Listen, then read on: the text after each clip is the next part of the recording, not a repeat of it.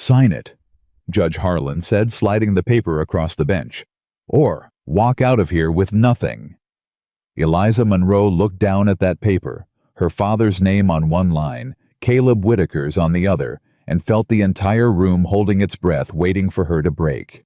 She was 26 years old. She had buried her father 3 weeks ago. And now, the most powerful man in Black Hollow County was standing 10 feet away, watching her with the patience of someone who had never once been told no. Her hand was shaking, but she did not pick up the pen. If you've ever watched someone refuse to fall when everything was pushing them down, subscribe to our channel. Follow this story all the way to the end, and drop a comment telling us what city you're watching from. We want to see how far this story travels. Wyoming Territory, Black Hollow County, 1885. The courtroom smelled like wood smoke and old leather, and Eliza Monroe had not slept in 4 days. She sat in the front row of the gallery, with her hands folded in her lap, and her spine perfectly straight, because her father had told her once that the way you hold your body tells the room who you are before you ever open your mouth. Thomas Monroe had believed that. He had lived that.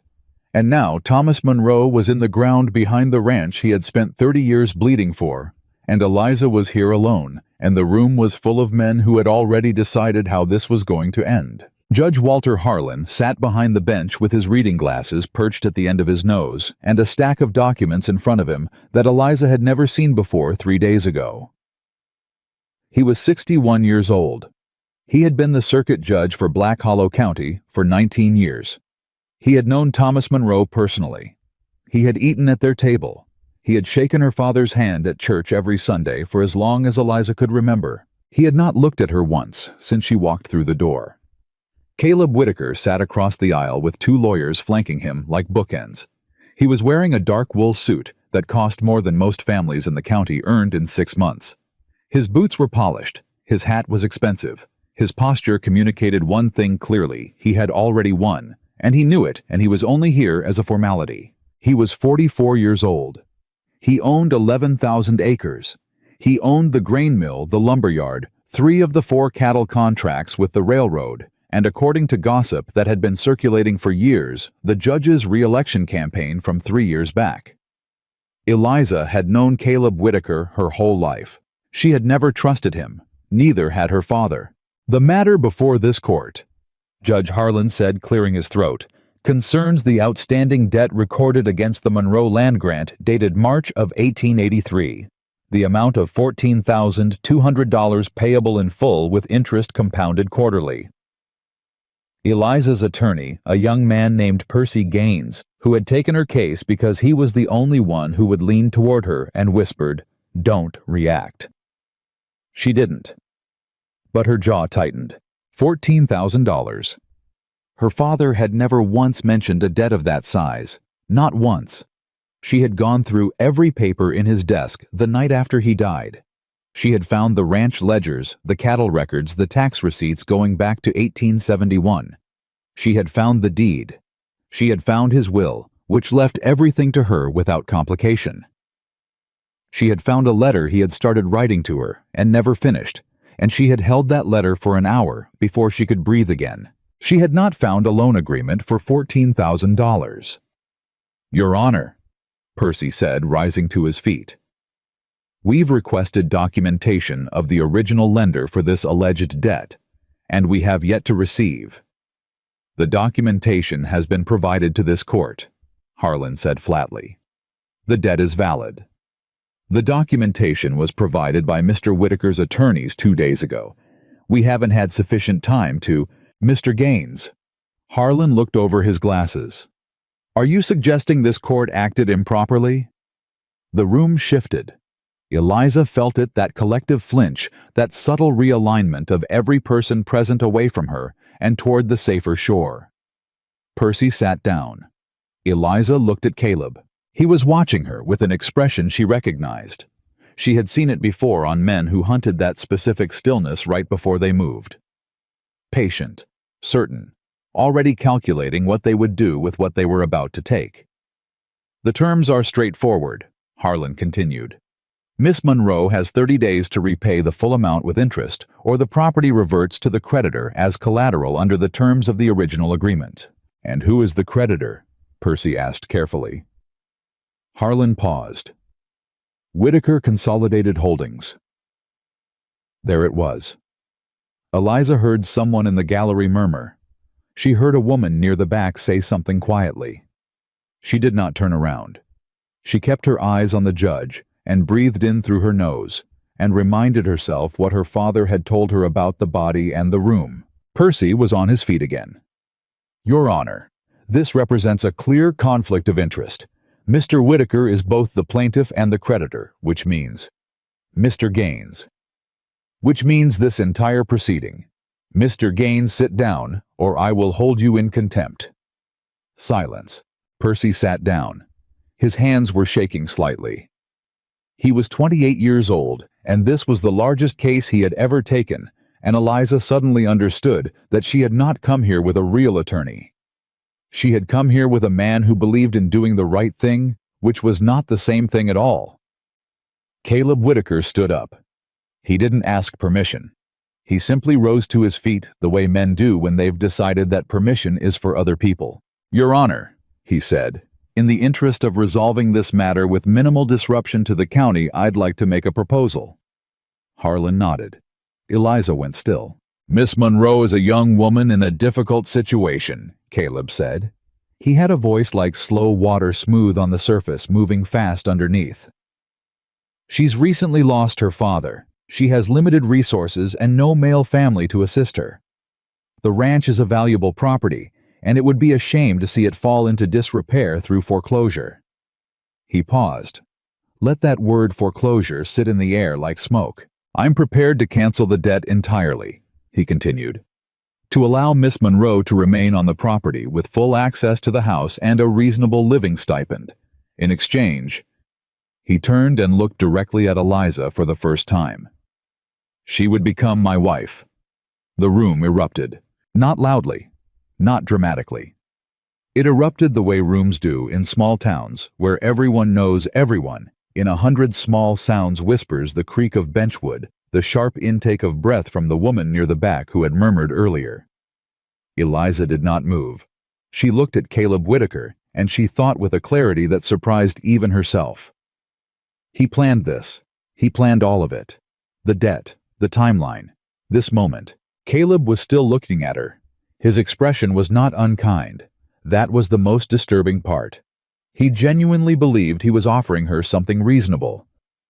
You don't want a wife, Eliza said. Her voice was quiet. The room heard every word. Caleb tilted his head slightly. I beg your pardon. You want the ranch? She kept her eyes on him.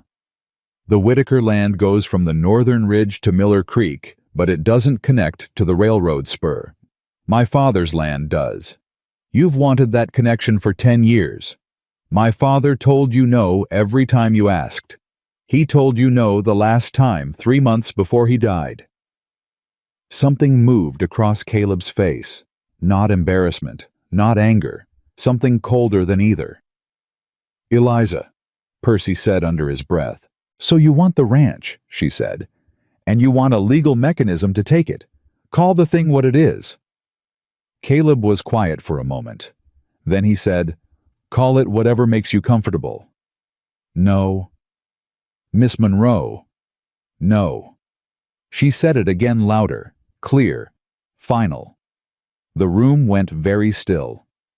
Judge Harlan set down his pen.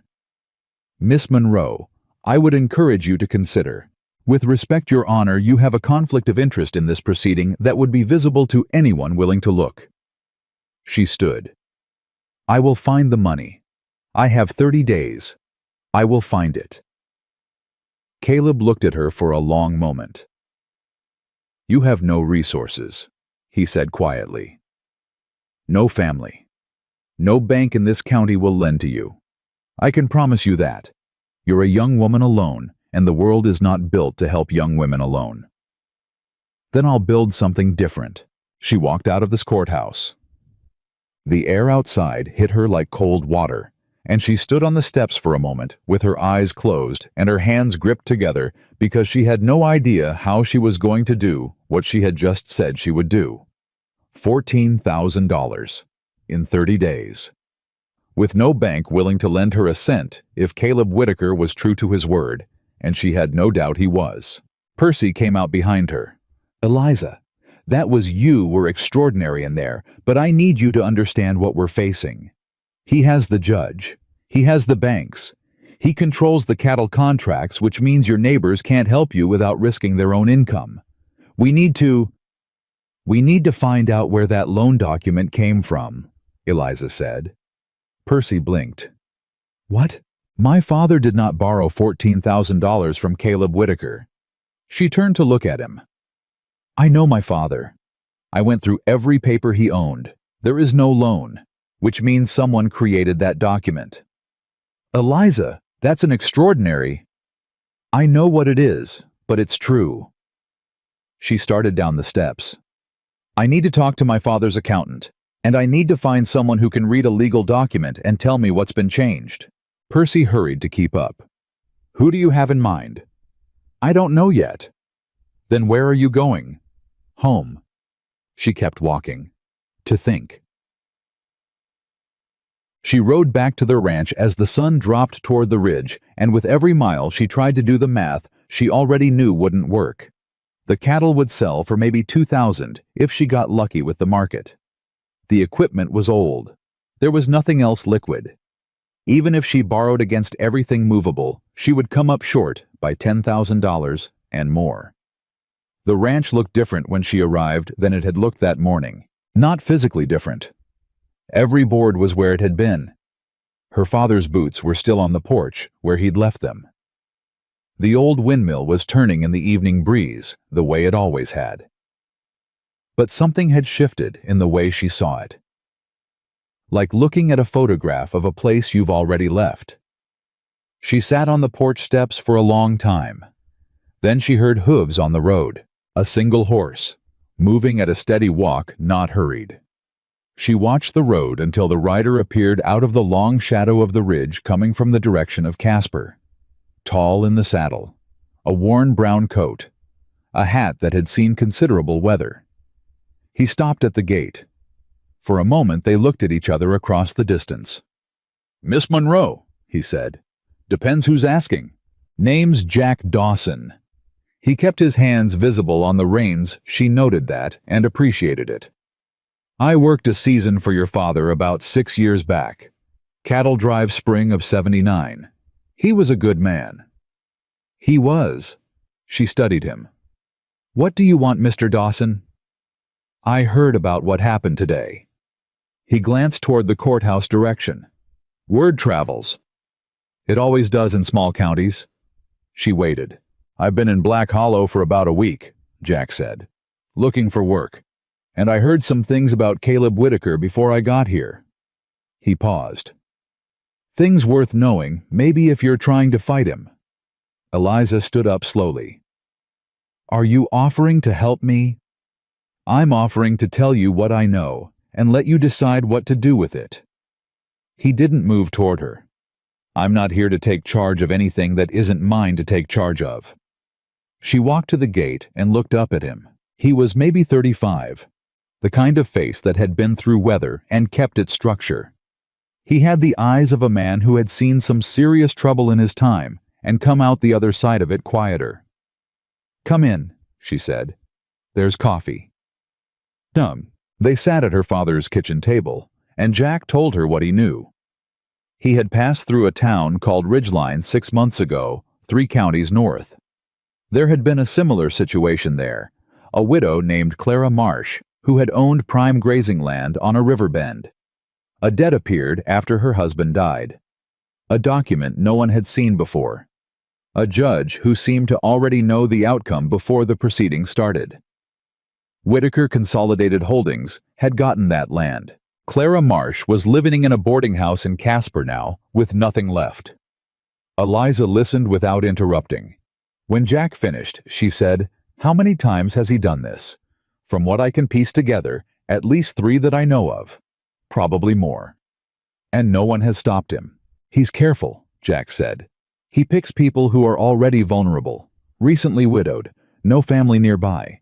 He waits until they're at their lowest point and then he moves fast before they can find their footing. He planned my father's death into this. The words tasted like iron. He knew my father was sick. He knew it would leave me alone. That's what I believe, yes. Can you prove it? Jack was quiet for a moment. Not yet. But you think it can be proven. I think the documents he's using are false. And I think if you could get someone to compare them to your father's actual records, handwriting paper ink, you could demonstrate that. Eliza looked at him. Why are you doing this? Jack wrapped both hands around his coffee cup. Something happened to someone I cared about. A long time ago. Same kind of situation, different state. I didn't help when I should have. I've been carrying that a while. She held his gaze. I'm not a charity case, Mr. Dawson. No, he said. You're not. If you stay and help, it's because you're working. I can't pay much right now, but I'll pay what I can, and I'll pay the rest when this is over.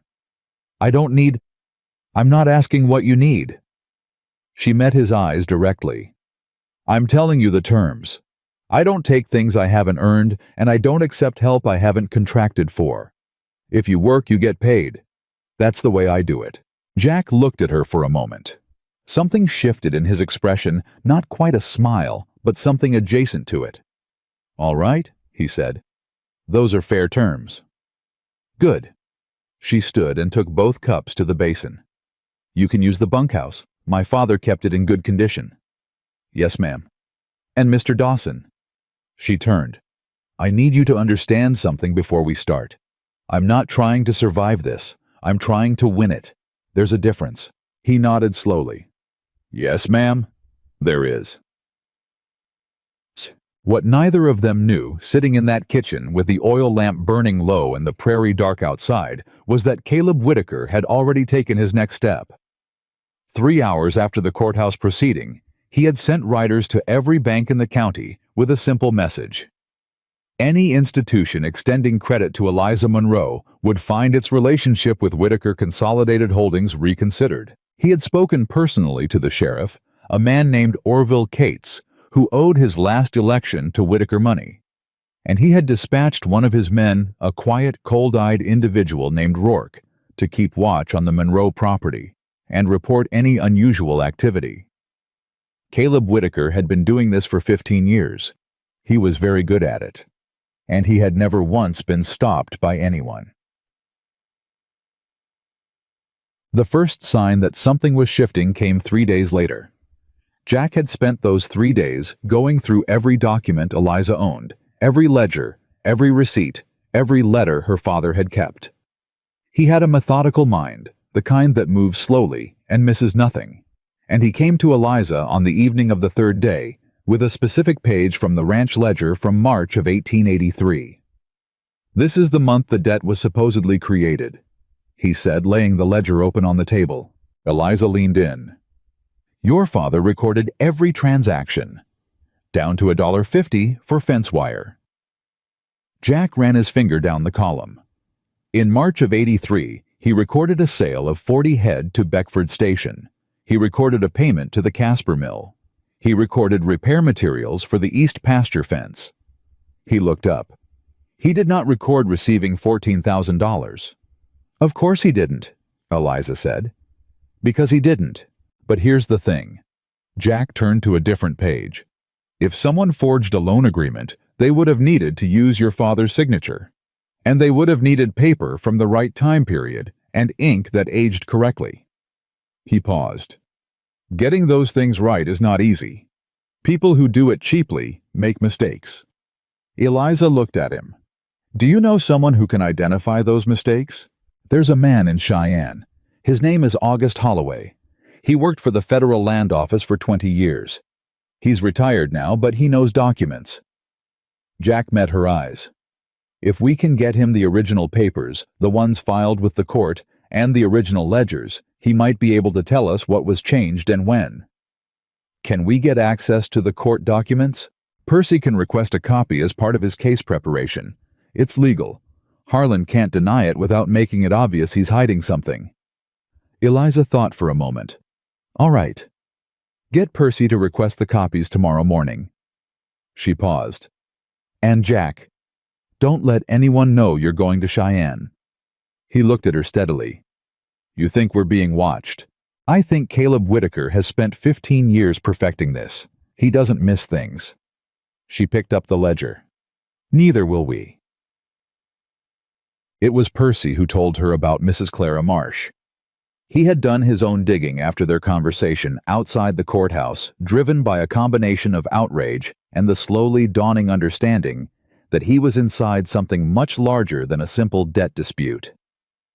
He came to the ranch on the 5th day and sat across from Eliza with a look on his face that was equal parts horror and determination. Ridgeline, 2 years ago. Before that, a man named Henry Sutton in Fremont County. He died under circumstances that were called natural, but were disputed by his family. Before that, a woman in Carbon County. Percy spread his notes on the table. Every time there's a document that appears after the death, every time the document is filed with a local judge who has received campaign contributions from Whitaker-affiliated sources, every time the person being displaced is alone and has no powerful advocates. Eliza looked at the notes. He's a machine, she said quietly. He's a very efficient machine, Percy agreed. And Eliza, he's not going to stop. Not because you said no. He'll just increase the pressure until I break or run. She looked up. Which I'm not going to do. I know. Percy held her gaze. But I need you to understand what saying that means. This is not a man who accepts no. He's going to come at you from every angle. Your cattle, your water rights, your workers. Has he already moved on the workers? Percy hesitated. Percy. 2 of your ranch hands were approached yesterday, he said. Offered jobs on Whitaker land at twice the pay. Eliza sat back. Her father had employed 4 men full-time and 2 seasonal. If he picked them off one by one, the ranch would be impossible to run. Cattle needed hands. Winter was 8 weeks away. Who approached them? A man named Rourke. He works directly for Whitaker. She stood up and went to the door. Henry! Tom! She raised her voice. 2 of her ranch hands appeared from the direction of the barn. She looked at them directly. I heard about the offer, she said. I'm not going to tell you what to do. You have families. You need income.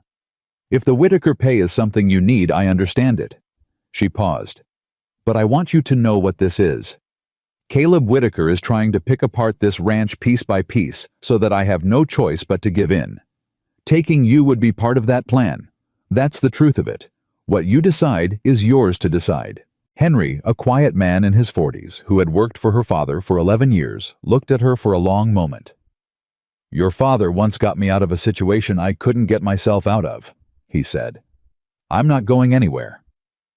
Tom, 23 years old and new to the job, looked at the ground, then at Eliza. I didn't take the offer. She nodded. Thank you. She went back inside and sat at the table and for the first time allowed herself to feel how tired she was. Not just the physical tiredness of not sleeping properly for a week. The deeper kind. The kind that comes from holding something heavy for too long with no one to help you hold it. Jack came in from outside and looked at her. They stayed, she said. I know. He sat down across from her. Eliza, I'm fine. You don't have to be fine all the time. She looked at him sharply. Then the sharpness softened because he wasn't offering pity. He was just stating a fact. What I am, she said carefully, is angry. I am so angry I can barely see straight. My father spent 30 years on this land. He helped everyone around him. He gave people jobs when they needed work and credit when they needed food and time when they needed a neighbor. He was a good man. Her voice stayed steady, but her hands tightened on the table. And Caleb Whitaker looked at everything my father built and saw something he could take. That's all he saw. All that work, all that decency, and someone just decided to take it. Jack said nothing for a moment. Then we make sure he doesn't, he said. She met his eyes. We make sure he doesn't. she agreed. On the evening of this 9th day, Jack left quietly for Cheyenne with the court documents Percy had obtained and her father's original ledgers wrapped in oilcloth and packed in his saddlebag. He told no one except Eliza. He rode at night for the first 2 hours, and then took the long route through the northern pass, adding half a day to the journey, but avoiding the main road where Whitaker's men might be watching. Eliza watched him go from the porch and felt something she hadn't expected to feel, the particular loneliness of having trusted someone and sent them away. She shook it off. She had work to do. On the 12th day, the water stopped. The Monroe property drew from a stream that ran through the northeast corner fed by snowmelt off the ridge. The water rights had been part of her father's original land grant. They were legal, recorded, and unambiguous. But when Henry rode out to check the northern pasture, he found that the stream had been diverted. Someone had built a small dam upstream on land that abutted the Monroe property at a corner where the boundary was technically disputed in old survey records. And the water that should have been flowing south into Monroe grazing land was now going east into Whitaker territory. Henry came back and told Eliza, and she stood in the yard for a moment with the news sitting on her chest like a stone. Then she put on her coat and went to the survey office in Black Hollow. The clerk, a young woman named Agnes who had gone to school with Eliza and who looked at her with a complicated expression when she walked in, pulled the original survey maps at Eliza's request. Eliza spent 3 hours in that office. When she came out, she had 3 things: a copy of the original water rights grant, a note of the specific boundary coordinates that made Whitaker's dam illegal, and a deep fury that had clarified itself in those 3 hours into something cold and precise. She went directly to Sheriff Orville Cates. Cates was a large man who carried his discomfort with her in the way he looked slightly to her left when they talked, as if meeting her eyes directly required more courage than he currently possessed. "The dam is illegal," Eliza said, laying the survey copy on his desk. "These are the boundary coordinates. The diversion is on Monroe property rights. I need it removed." Cates looked at the paper. "I'll need to verify. Those are the original territorial survey coordinates. They're registered with the Federal Land Office." She kept her voice flat. "This is not a gray area, Sheriff. If you don't act on this, I will write to the federal marshal in Cheyenne and report a failure to enforce property rights." Cates looked at his desk. Eliza waited. Finally, he said, "I'll send a deputy to look at it." "When?" A pause. "Tomorrow." "Today," Eliza said. "The cattle need water." She waited in his office for 20 minutes until he sent the deputy.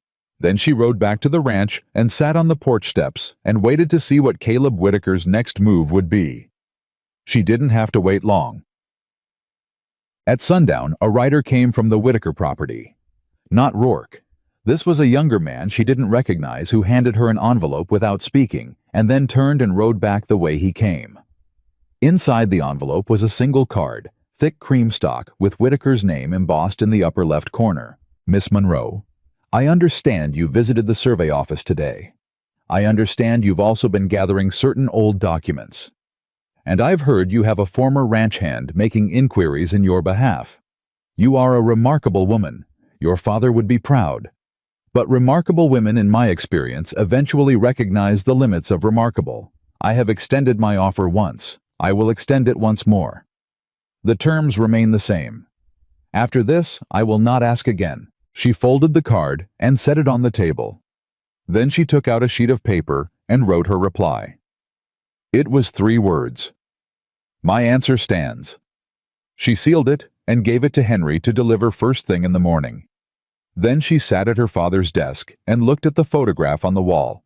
Thomas Monroe, in his early 40s, standing in front of the barn he'd built himself squinting into the sun, and she said quietly to no one in the room, "I'm still here, Papa."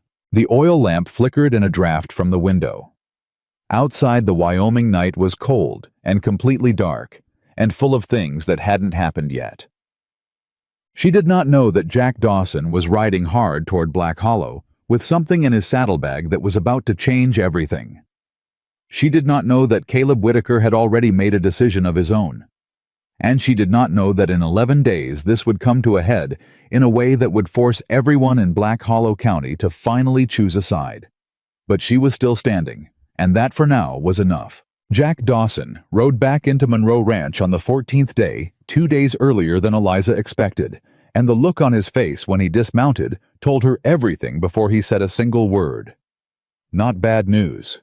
Something else. The look of a man who has found the thread he was pulling and followed it somewhere dark. Eliza came off the porch and met him in the yard. What did Holloway say? Jack didn't answer immediately. He tied his horse, took off his hat, and turned to face her in the cold morning light. The loan document is a forgery, he said.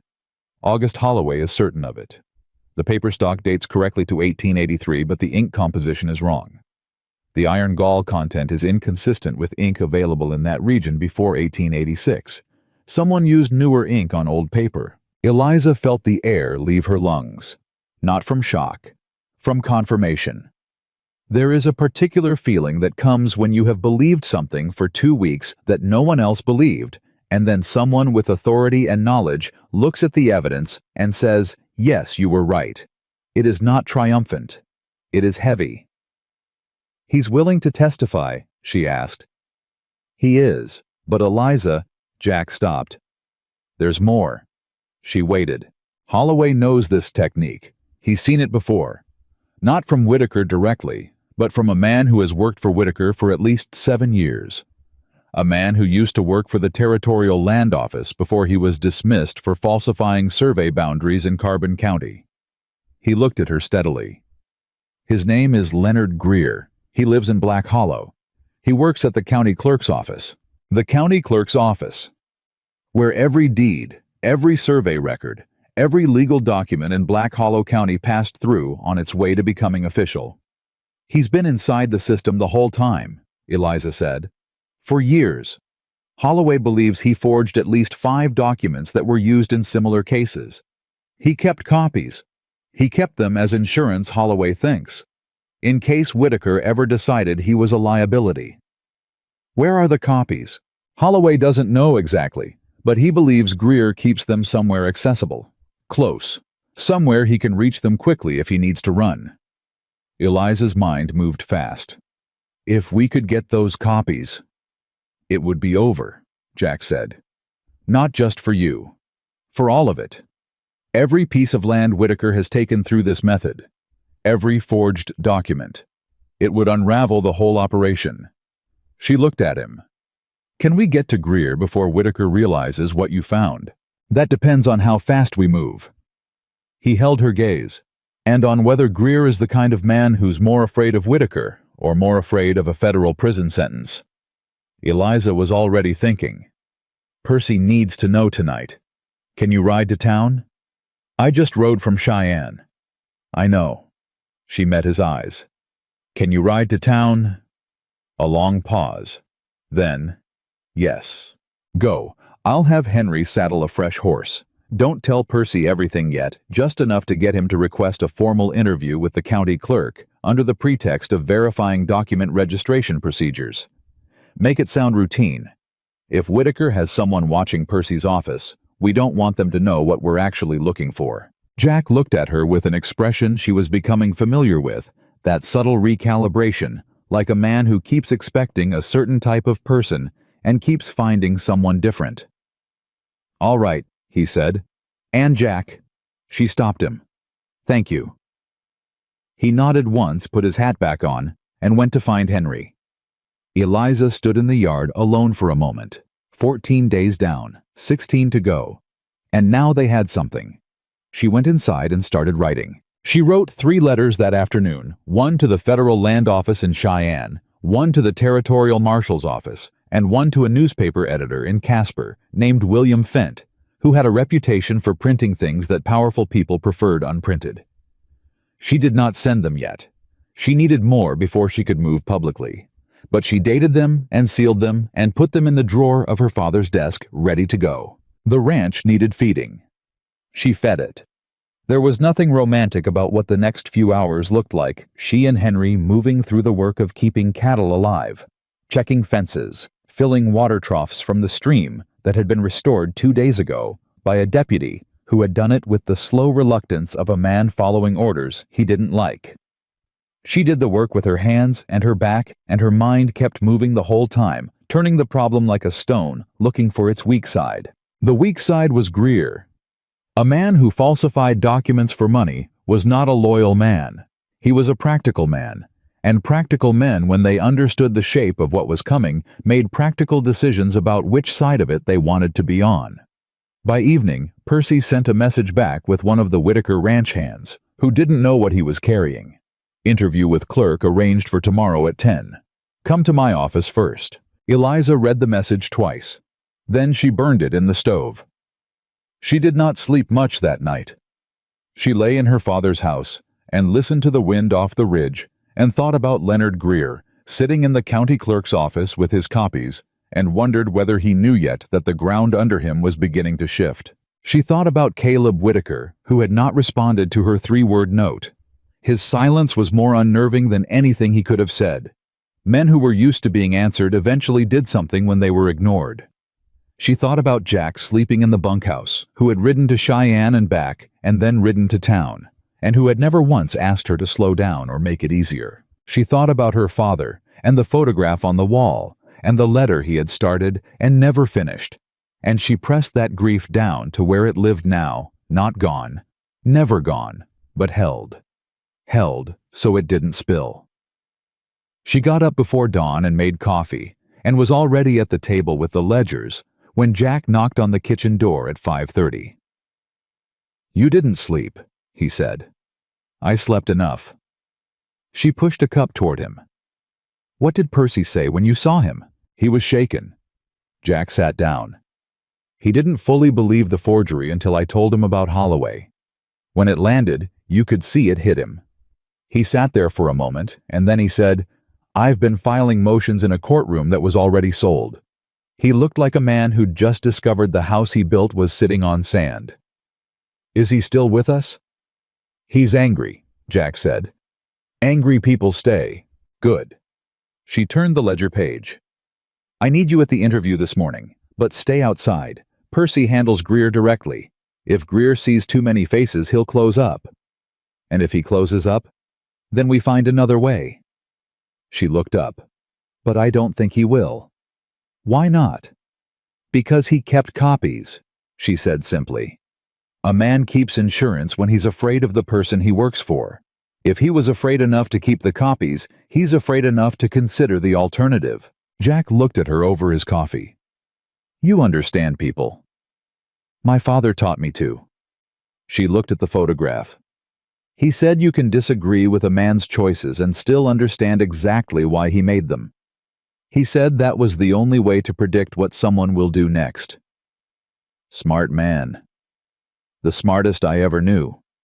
She stood and took her cup to the basin. "Let's get ready." The morning moved fast after that. Percy's office was on the second floor above the dry goods store. A narrow room with too many papers and not enough shelves, which had always struck Eliza as exactly right for the kind of law Percy practiced. He was waiting for them when she arrived, standing rather than sitting, his coat already on. "He knows something's happening," Percy said without preamble. "I could hear it in how he answered when I sent the request yesterday. Too quick to agree. Too cooperative." "He's calculating," Eliza said. "That's fine. Let him calculate. He'll reach the same conclusion I did." "Which is?" "That Whitaker is the bigger threat." Percy looked uncertain. "What if he goes to Whitaker first, warns him? Then we accelerate," she said. "But I don't think he will. Going to Whitaker means admitting he felt threatened enough to go. That tells Whitaker he knows something Whitaker might want him not to know. He'd be signing his own end." She paused. "Greer is smart enough to understand that. He survived 7 years in that office by understanding which way the wind is blowing." Percy blew out a breath. "All right." He looked at Jack. "You're staying out." "Outside," Jack said. "In sight of the door." "Why in sight of the door?" Jack was quiet for a moment. "In case someone else comes through it." Percy absorbed that. Then he nodded, picked up his case, and they went to the county clerk's office. Leonard Greer was 52 years old, thin, in the way that suggested he had always been thin, with sharp eyes behind wire-framed glasses, and the careful stillness of a man who had spent a long time practicing how to look like he had nothing to hide.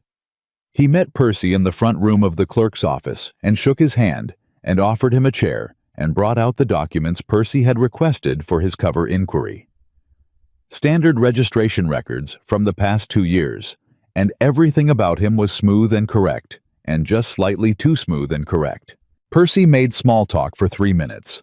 Eliza had told him to do exactly that. 3 minutes let Greer settle into believing this was routine, then move. "Mr. Greer," Percy said, opening his case, "I'd also like to ask you about a document registered in March of 1883. A loan agreement between Thomas Monroe and Whitaker Consolidated Holdings." Greer's expression didn't change, but his left hand resting on the desk went very still. "I'd need to look that up," he said. "Of course." Percy placed August Holloway's written analysis on the desk between them. "While you're looking, I'd also like you to read this." Greer looked at the paper. He didn't pick it up immediately. He looked at it the way you look at something you've been dreading and then recognize. Then he picked it up. Percy waited. He told Eliza afterward that those 40 seconds while Greer read the analysis were the longest 40 seconds of his professional life. Finally, Greer set the paper down. "Who is August Holloway?" he said. "Former chief examiner for the Federal Territorial Land Office. 20 years of service. Expert in document authentication." Percy kept his voice level. "He's willing to testify." Greer took off his glasses and cleaned them with a cloth from his pocket. A small, methodical gesture. Buying time. "Mr. Gaines," he said, "I think you may be operating under a misunderstanding about—" "Mr. Greer." Percy leaned forward. "I'm not here on behalf of any court. I'm not here representing the sheriff or the marshal's office. I'm here as the private attorney for Eliza Monroe, and this conversation is right now informal." He paused. "I would like it to stay informal." Greer went still. "There is a window," Percy continued, "a short window in which someone who has information about how certain documents were created might be able to provide that information to the appropriate federal authorities, and in doing so, demonstrate meaningful cooperation. That window closes the moment any of this becomes official. Once it's official, the options change considerably." Silence. Greer looked at the wall, at his desk, at some middle distance that wasn't quite the room. "I have a daughter," he said finally, very quietly. "In Denver. She's 12. "I know," Percy said, just as quietly. "That's why the window is still open." Another long silence. When Greer spoke again, his voice was different, flatter, the smoothness gone out of it. "There's a locked case," he said. "In the surveyor's storage room, 3rd building down from the courthouse, the one with the green door. There's a case under the floor panel in the northeast corner. I have the key." He reached into his desk drawer slowly and visibly and set a small brass key on the desk between them. 7 documents. All of them carry Whitaker's instruction to me in his own hand. Letters. Dated. Specific. Percy stared at the key. "I'll need a few days," Greer said, "to arrange some things. My daughter." "You have 48 hours," Percy said. "After that, I cannot control what happens." Greer nodded. Once. Small, like a man agreeing to something that has been approaching him for a long time. Percy picked up the key and left. Eliza was waiting half a block down the street, and when Percy reached her and opened his hand to show her the key, she looked at it for a long moment and then looked up at him. "He's going to give us the letters," Percy said, "in writing, in Whitaker's own hand." Eliza closed her eyes for 1 second, just one. Then she opened them and said, "We need to move tonight." They moved that night. Jack went to the green-doored building after dark, found the floor panel exactly where Greer described, and came back 40 minutes later with a flat leather case under his arm. He set it on the kitchen table, and the 3 of them opened it together. 7 documents. 7 letters in Caleb Whitaker's distinctive slanting handwriting, each one addressed to Greer, each one specific and damning. dates, instructions, dollar amounts, names. The Monroe loan forgery was the fifth. Before it were four others, including one that referenced Henry Sutton of Fremont County, and a line that made Percy inhale sharply and set the letter down. He knew Sutton was going to die, Percy said. He writes about it in past tense, but the date on the letter is 2 weeks before Sutton's death. The room was very quiet. Jack stood at the end of the table, with his arms folded, looking at the letters, and his jaw was set in a way Eliza had learned to recognize as the external expression of a particular kind of internal controlled fury. He didn't just steal land, Jack said. He arranged for people to lose their lives and then moved in while their families were still grieving. Yes, Eliza said. And everyone in this county let him. They were afraid, or they benefited, or they didn't know. She looked at the letters. They'll know now. Percy was already thinking through the legal architecture. We need to get these to the federal marshal before Whitaker realizes what Greer gave us. If he finds out before we can file— He won't, Eliza said. How can you be certain? She looked at him. Because Greer isn't going to tell him. Greer is packing a bag right now and getting his daughter out of Denver. She paused. And because we're going to move so fast that even if Whitaker hears something tonight, it won't be fast enough. Percy stared at her. You want to go to Cheyenne tonight. I want you to go to Cheyenne tonight, she said. With Holloway's analysis and these letters and a written statement from me. I want you to put them in the hands of the federal marshal before 8 o'clock tomorrow morning. That's— Percy looked at the window at the dark outside. That's a 12-hour ride. Yes. He absorbed that. I'll need copies of the letters in case something happens to the originals, he said. Jack will copy them now. He writes clearly. She looked at Jack. Jack was already reaching for paper. Percy watched him for a moment, then looked at Eliza. You know what happens after I file these? Yes. Whitaker won't be able to come after you legally anymore, but that doesn't mean— Percy.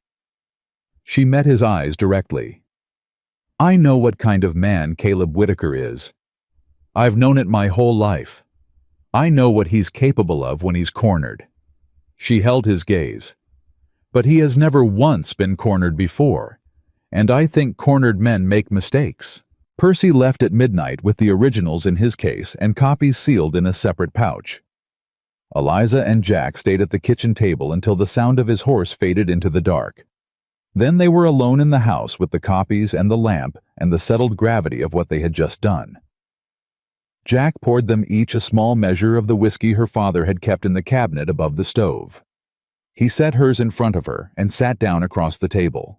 You've been running on no sleep and pure stubbornness for 2 weeks, he said. Seems to be working. Barely. He looked at her. When did you last eat a proper meal? She thought about it. Yesterday morning. Eliza. I know. She picked up the whiskey. I'll eat tomorrow. Tonight I need to think. What else is there to think about? Percy has the evidence. Holloway will testify.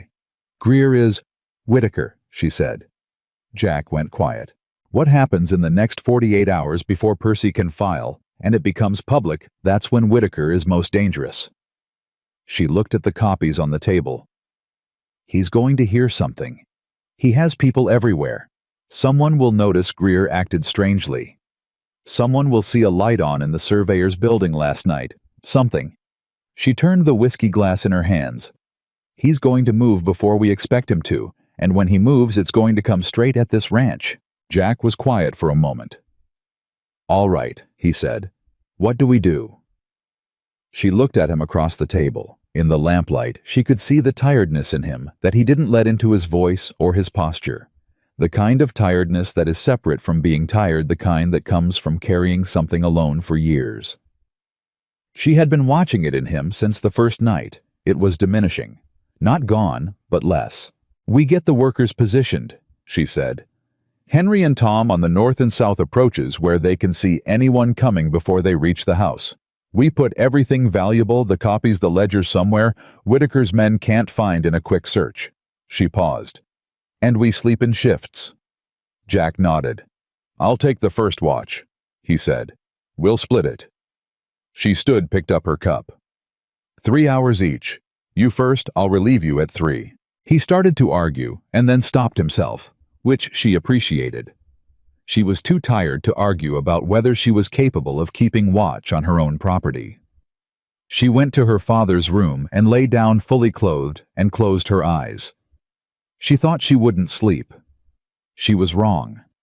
She went under fast and hard, the sleep of someone who has been holding something too heavy for too long and finally allows themselves to set it down for a few hours.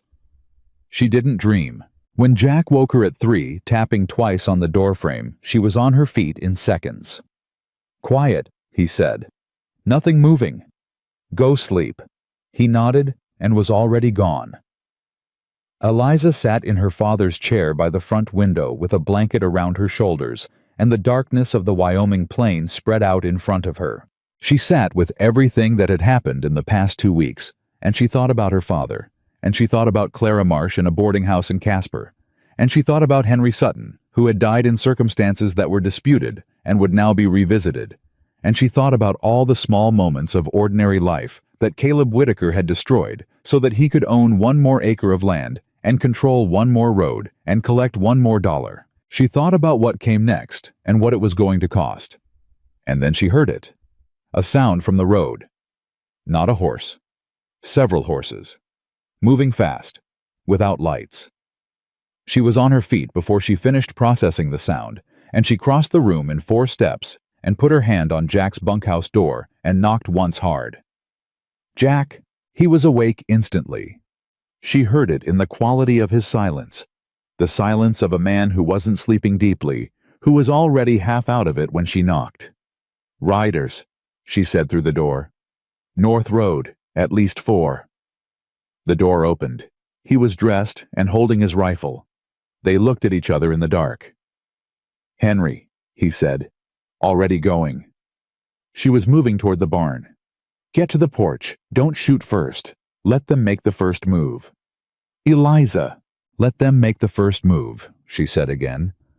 "I need it on record that they came to us." She didn't wait to hear what he said to that. She ran. The riders came in hard and fast, and they didn't bother with the gate. Eliza heard the fence rail crack as the first horse pushed through it, and that sound, the sound of something her father had built being broken without a second thought, landed in her chest, like a stone dropped in still water. 4 riders. Then a 5th coming up behind. And behind them a wagon with 2 men on the bench moving slower but coming steady. She reached Henry at the barn door in the dark and grabbed his arm. "How many can you see?" 5 mounted, 2 on the wagon. His voice was steady. Henry had that quality, an absolute steadiness under pressure, that she had always admired and never fully understood, until now, standing in the dark with her heart going hard in her chest, grateful for it. Rourke's in front. Rourke, Whitaker's man, the quiet, cold-eyed one. "Tom," she said. "South pasture. He'll have heard them come in." "Get him back here. I need everyone where I can see them." Henry went. Eliza walked back toward the house and stepped up onto the porch beside Jack, who was standing with his rifle held low, and his eyes on the riders pulling up in the yard. Rourke stopped his horse 20 feet from the porch steps.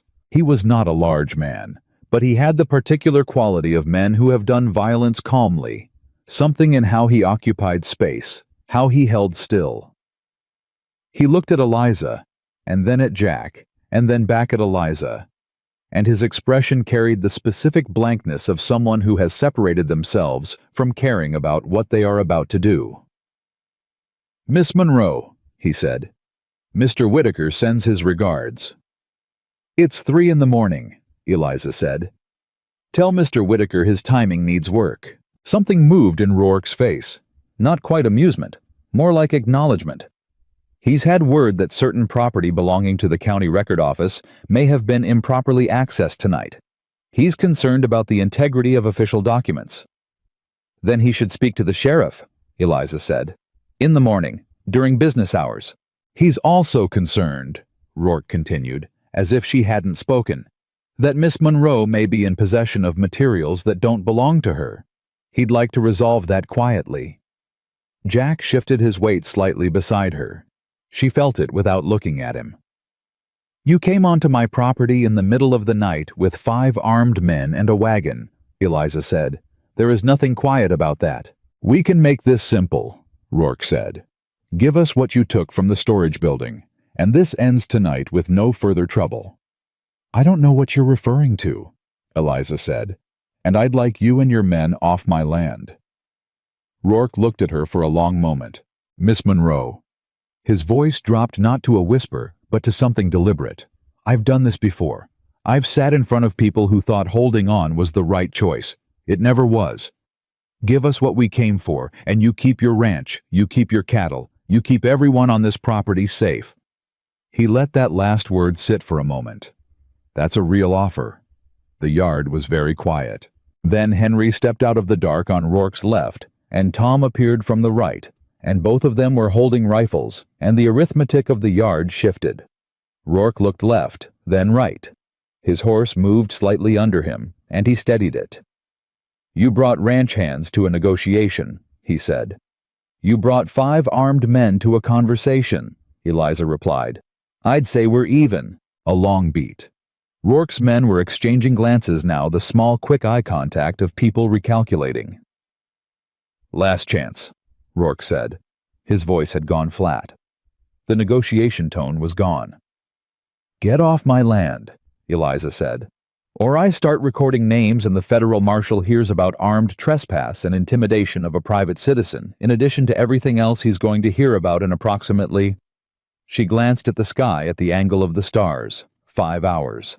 Rourke stared at her. The federal marshal. She had said it plainly, deliberately, and she watched the phrase land on him like a change in temperature. He hadn't known. Whatever Whitaker had told him tonight, it hadn't included the fact that Percy Gaines was already writing for Cheyenne with 7 original letters in Caleb Whitaker's own handwriting. She watched him do the math. "We're leaving," Rourke said quietly. He turned his horse. The other riders followed. The wagon turned in a wide arc and went back through the broken gate.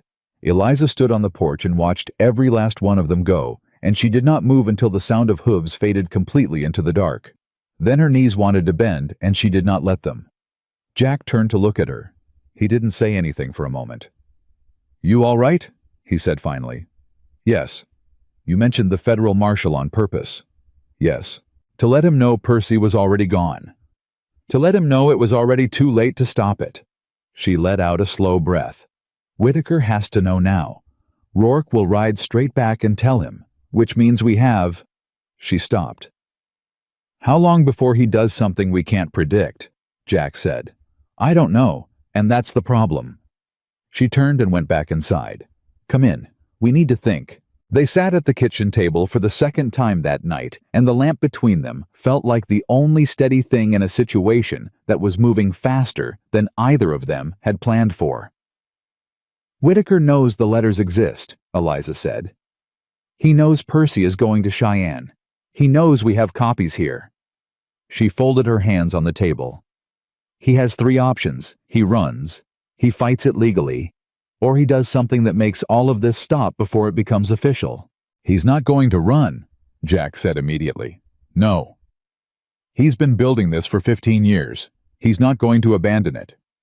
So he fights it, or he does something drastic." She looked at Jack. "What would you do?" Jack was quiet for a moment. "I'd move to discredit the evidence before it could be filed. Get to the marshal before Percy does and claim the documents were stolen and tampered with. Put doubt in the process before the process starts." Eliza nodded slowly. "Which means Percy might not be safe on the road." The sentence landed between them like a dropped weight. Jack was already standing.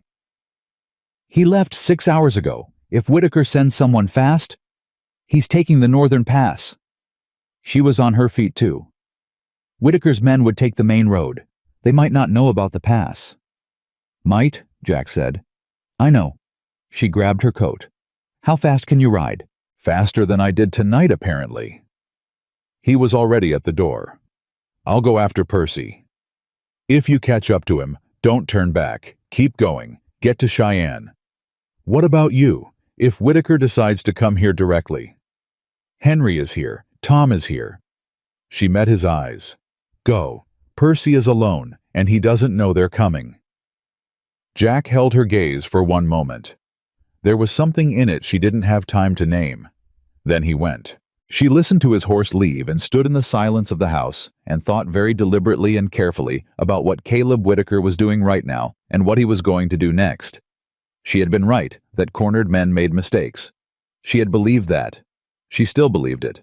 But she also knew that cornered men sometimes made violent mistakes, and violence had a way of changing the shape of everything around it. She went to her father's desk and wrote a fourth letter, this one addressed to Judge Walter Harlan himself. She wrote it carefully. She told him that she knew about his relationship with Whitaker's campaign funding. She told him that she had evidence of the forgery, and that it would be in federal hands before noon. She told him that he had a choice to continue protecting a man who was about to be exposed regardless, and go down with him, or to step aside from the Monroe case publicly and on record before the federal filing made his position untenable. She did not threaten him. She did not need to. The facts were the threat. She sealed it and wrote his name on the front and set it with the other copies in the loose board under the kitchen floor where her father had kept cash in hard years. Then she woke Henry again. I need you to take something to Judge Harlan's house, she said. Now, leave it on his doorstep and don't knock. He'll find it in the morning. Henry looked at the letter, then at her. You're playing a lot of pieces at once. I'm playing all of them, she said, because this is the only move I get. Henry took the letter and went. Eliza was alone in the house. She sat down in her father's chair, and she did something she had not allowed herself to do in the 16 days since she had walked out of that courthouse. She let the fear in, not the cold, functional alertness of the past hours. The real fear. The fear of losing everything her father had built. The fear of having moved too fast and miscalculated somewhere. The fear of people she was responsible for Henry Tom Jack somewhere on a dark road being hurt because of choices she had made. She let it in, and she sat with it, and then she said quietly to the room, I know what I'm doing, Papa. I think I know what I'm doing. The house didn't answer, but the silence felt less empty than it had 2 weeks ago, and she took that for what it was. She did not sleep again that night. By dawn, Henry was back. By mid-morning, she had gotten word through Agnes at the survey office, a careful coded message they had arranged, that Percy had made it through the pass without incident and was believed to be 2 hours from Cheyenne. The relief was physical. She sat down on the porch steps and put her face in her hands for 30 seconds, not crying, just breathing, just letting the accumulated tension of the past 8 hours move through her. Then she heard horses again, but these ones were coming from town, not from the Whitaker direction, and they were not moving like men on a mission. They were moving like a delegation, 3 riders, and behind them a buggy. She was on her feet and on the steps when they pulled up. She recognized 2 of the riders, Ben Calloway, who ran the feed store, and whose father had been friends with her father since before Eliza was born, and a man named George Nast, who owned the livery stable. The third she didn't know. The buggy carried a woman, Margaret Tolliver, 60 years old, who had homesteaded the Tolliver property with her late husband and had been the de facto moral authority of the Black Hollow community for 30 years. Eliza looked at them.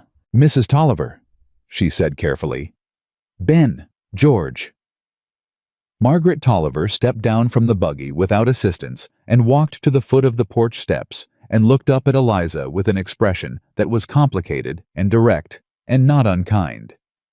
We heard about last night, she said. Word travels, Eliza said. She had said that before to Jack on a different night. It felt like something she was going to spend the rest of her life saying in this county. 5 armed men in the middle of the night, Margaret said. We heard, and we heard about the federal marshal being notified.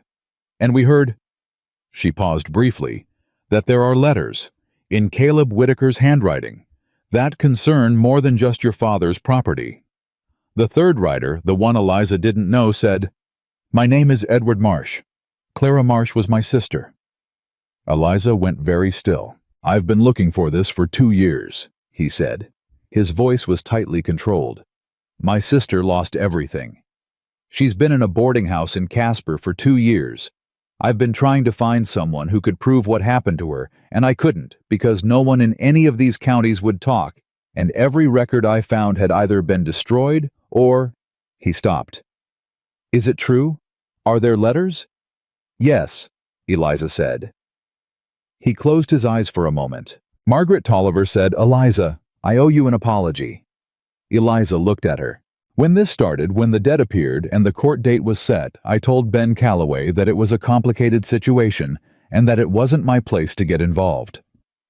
Margaret said it steadily without flinching from it. "I said that about a family I have known for 30 years. I said it because I was afraid of Caleb Whitaker, and I dressed that fear up as prudence, and I'm not going to do that anymore." She looked at Eliza directly. "What do you need?" The words hit Eliza somewhere she hadn't expected. She had been angry at the community's silence. She had understood it intellectually, but hearing it named out loud by the person who had been silent without excuse or deflection, that hit differently. She took a breath. "Right now," she said, "I need people Whitaker can't threaten. People with standing in this community who can be witnesses to what has happened on this property." She looked at all of them. "I need you to be here when this comes to a head. Because it is going to come to a head today." Margaret Tolliver nodded. "Then we're staying." Ben Calloway got down from his horse. "Tell us where you need us." By noon, there were 11 people at Monroe Ranch. By 1 o'clock, the number was 14. They came in ones and twos, people who had heard about the night's events and made decisions that had clearly been building in them for longer than the 16 days of this particular crisis. A ranching family from the North Quarter who had lost water access 2 years ago and blamed Whitaker, but had no proof. The widow of a man who had sold his property to Whitaker under pressure he had never fully explained. A young couple who had tried to get a loan for their homestead and been told without explanation that no credit was available to them. They came because something had cracked open that had been sealed shut for a long time. Eliza looked at the people in her yard and felt something shift in her chest, not triumph, not yet, but something like the moment before dawn, when the dark starts to lighten, and you can't quite see it happening, but you know it is. Jack rode back at 2 in the afternoon. He came through the gate and stopped his horse and looked at the 14 people in the yard with an expression of visible shock that he controlled quickly, but not quite quickly enough. Eliza walked out to meet him. "Percy made it," she said. "Percy made it." He dismounted. He was at the marshal's office by 9 this morning. The marshal reviewed the Holloway analysis and the letters, and Eliza, he has another case open against Whitaker. Different county, same method. Percy's evidence connected directly to a federal investigation that's been stalled for lack of documentation for 8 months. He held her gaze. "They're coming here. The marshal and 2 deputies plus a federal examiner.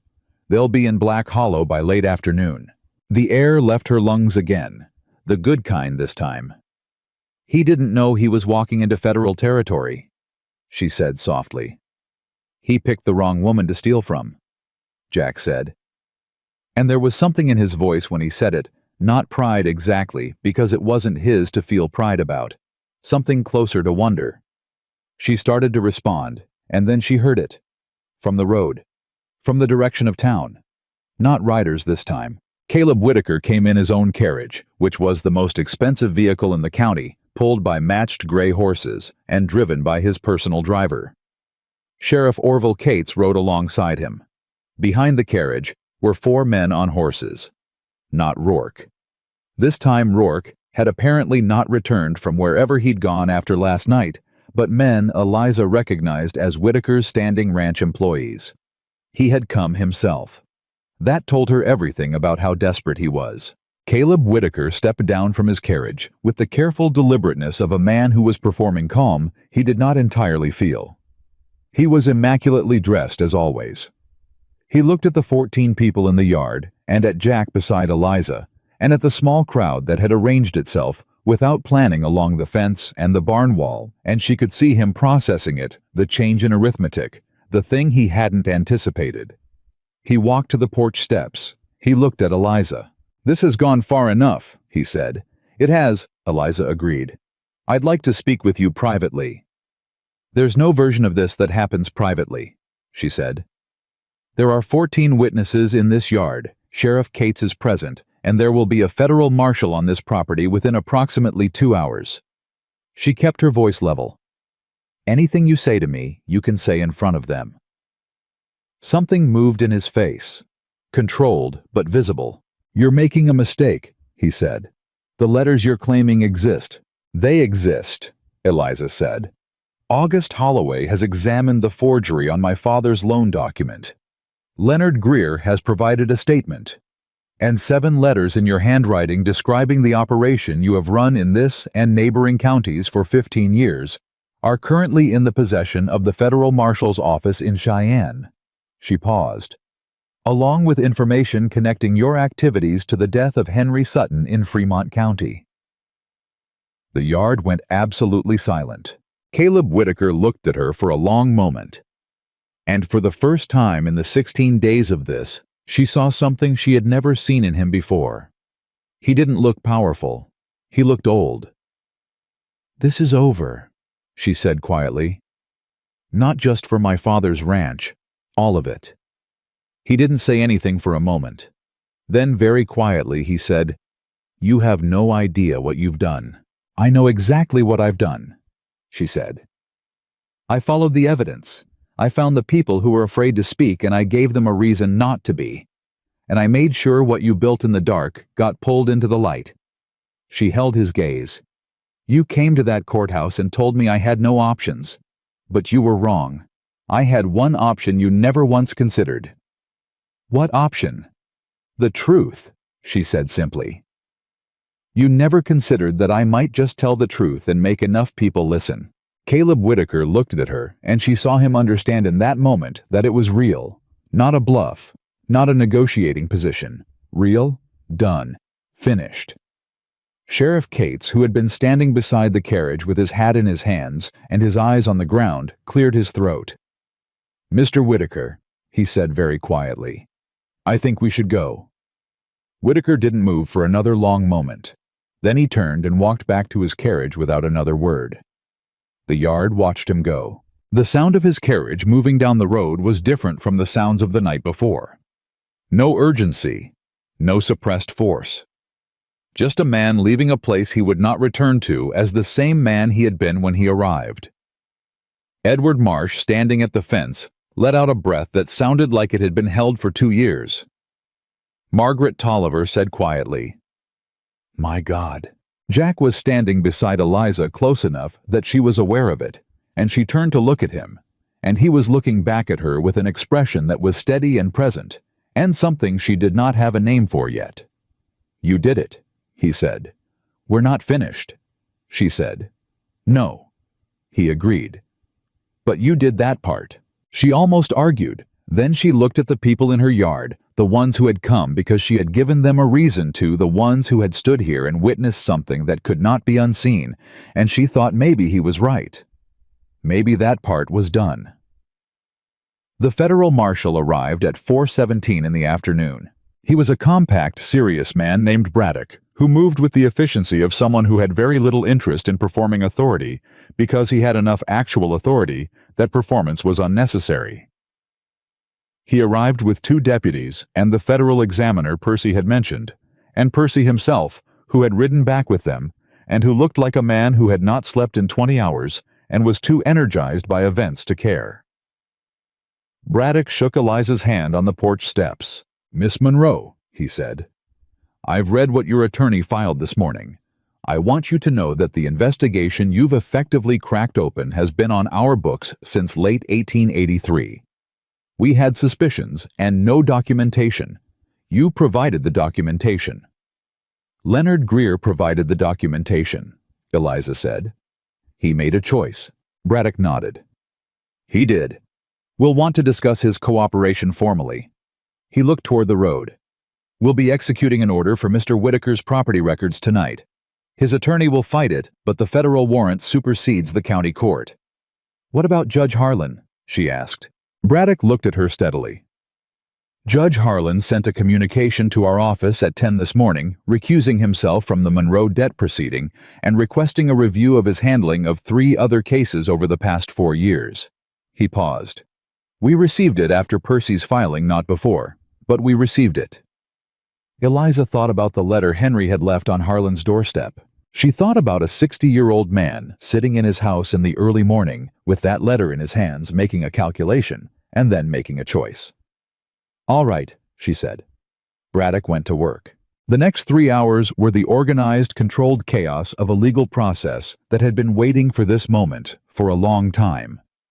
Documents reviewed, statements taken, the federal examiner going through the forged loan agreement with Holloway's analysis in hand and confirming the findings in writing on record. Eliza answered every question calmly and completely. Percy handled the legal details with a precision that surprised even himself, she thought. Jack stayed close without hovering, present, watchful, available, not taking up space that wasn't his to take up.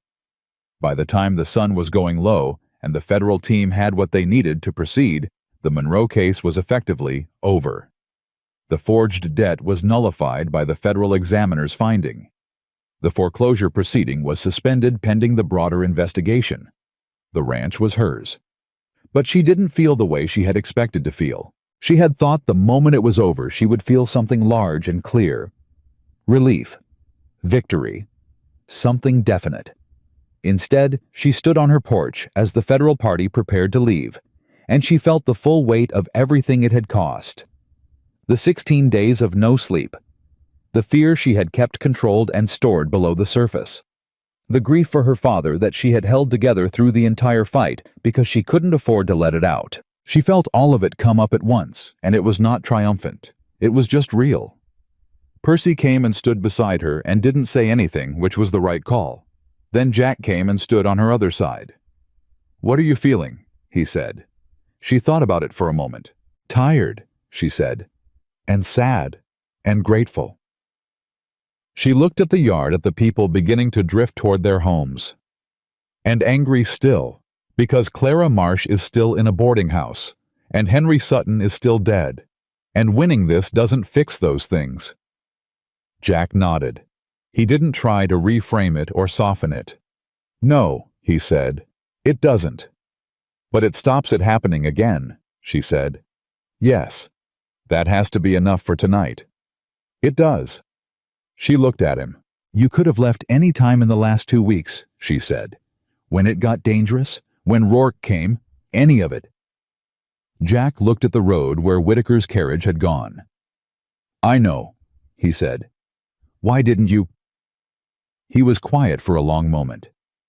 "Because some things are worth standing for," he said. "You reminded me of that the first night.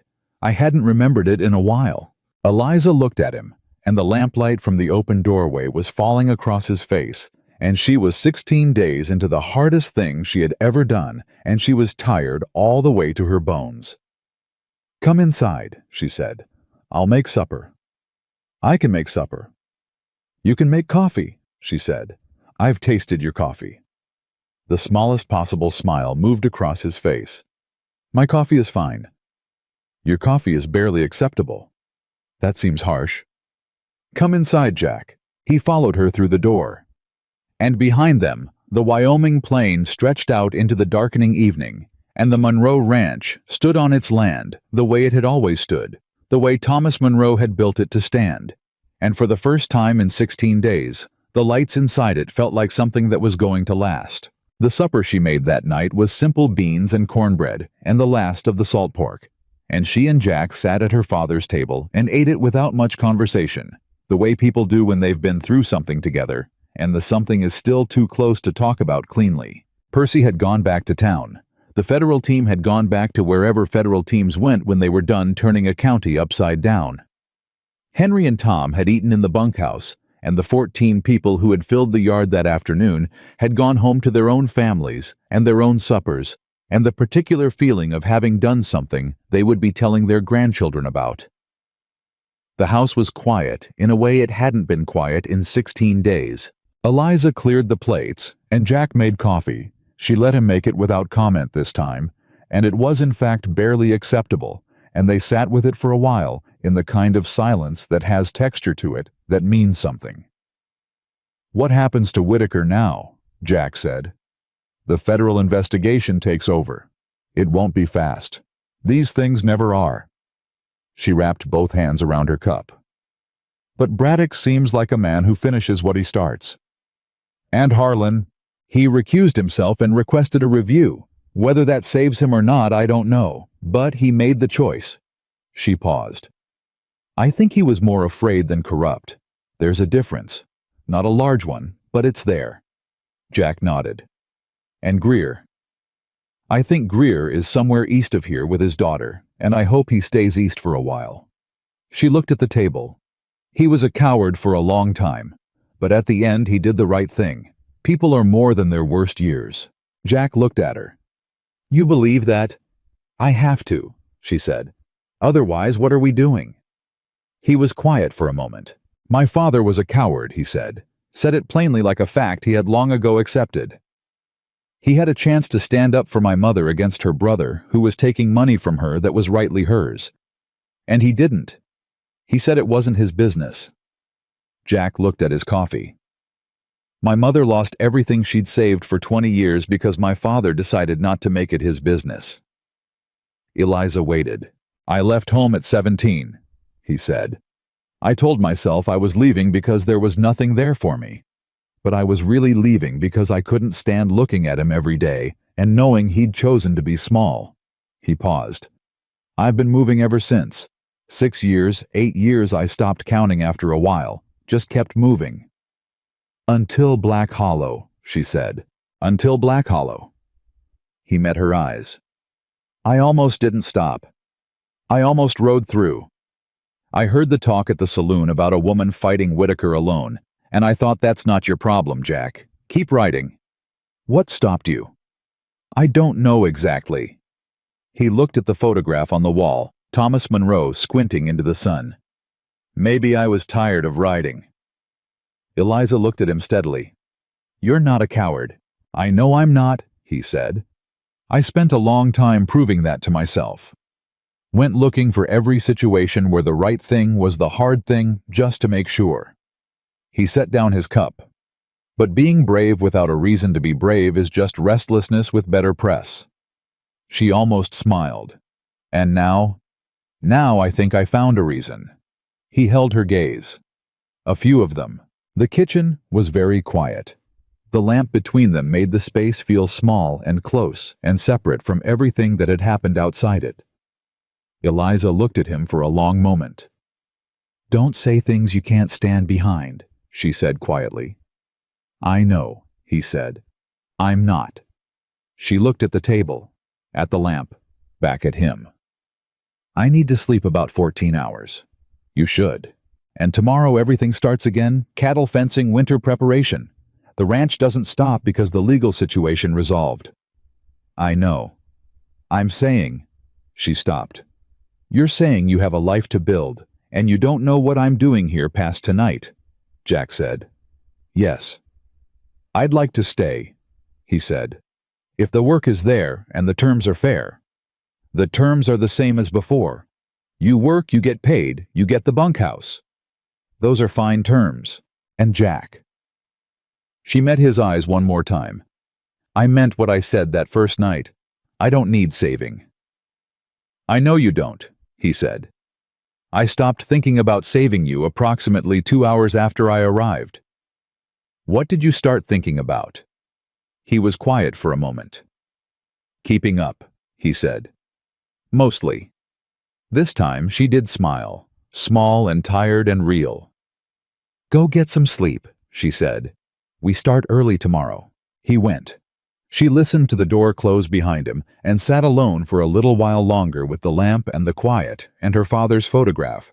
And she said goodnight to him the way she had been saying goodnight since he died privately and without performance.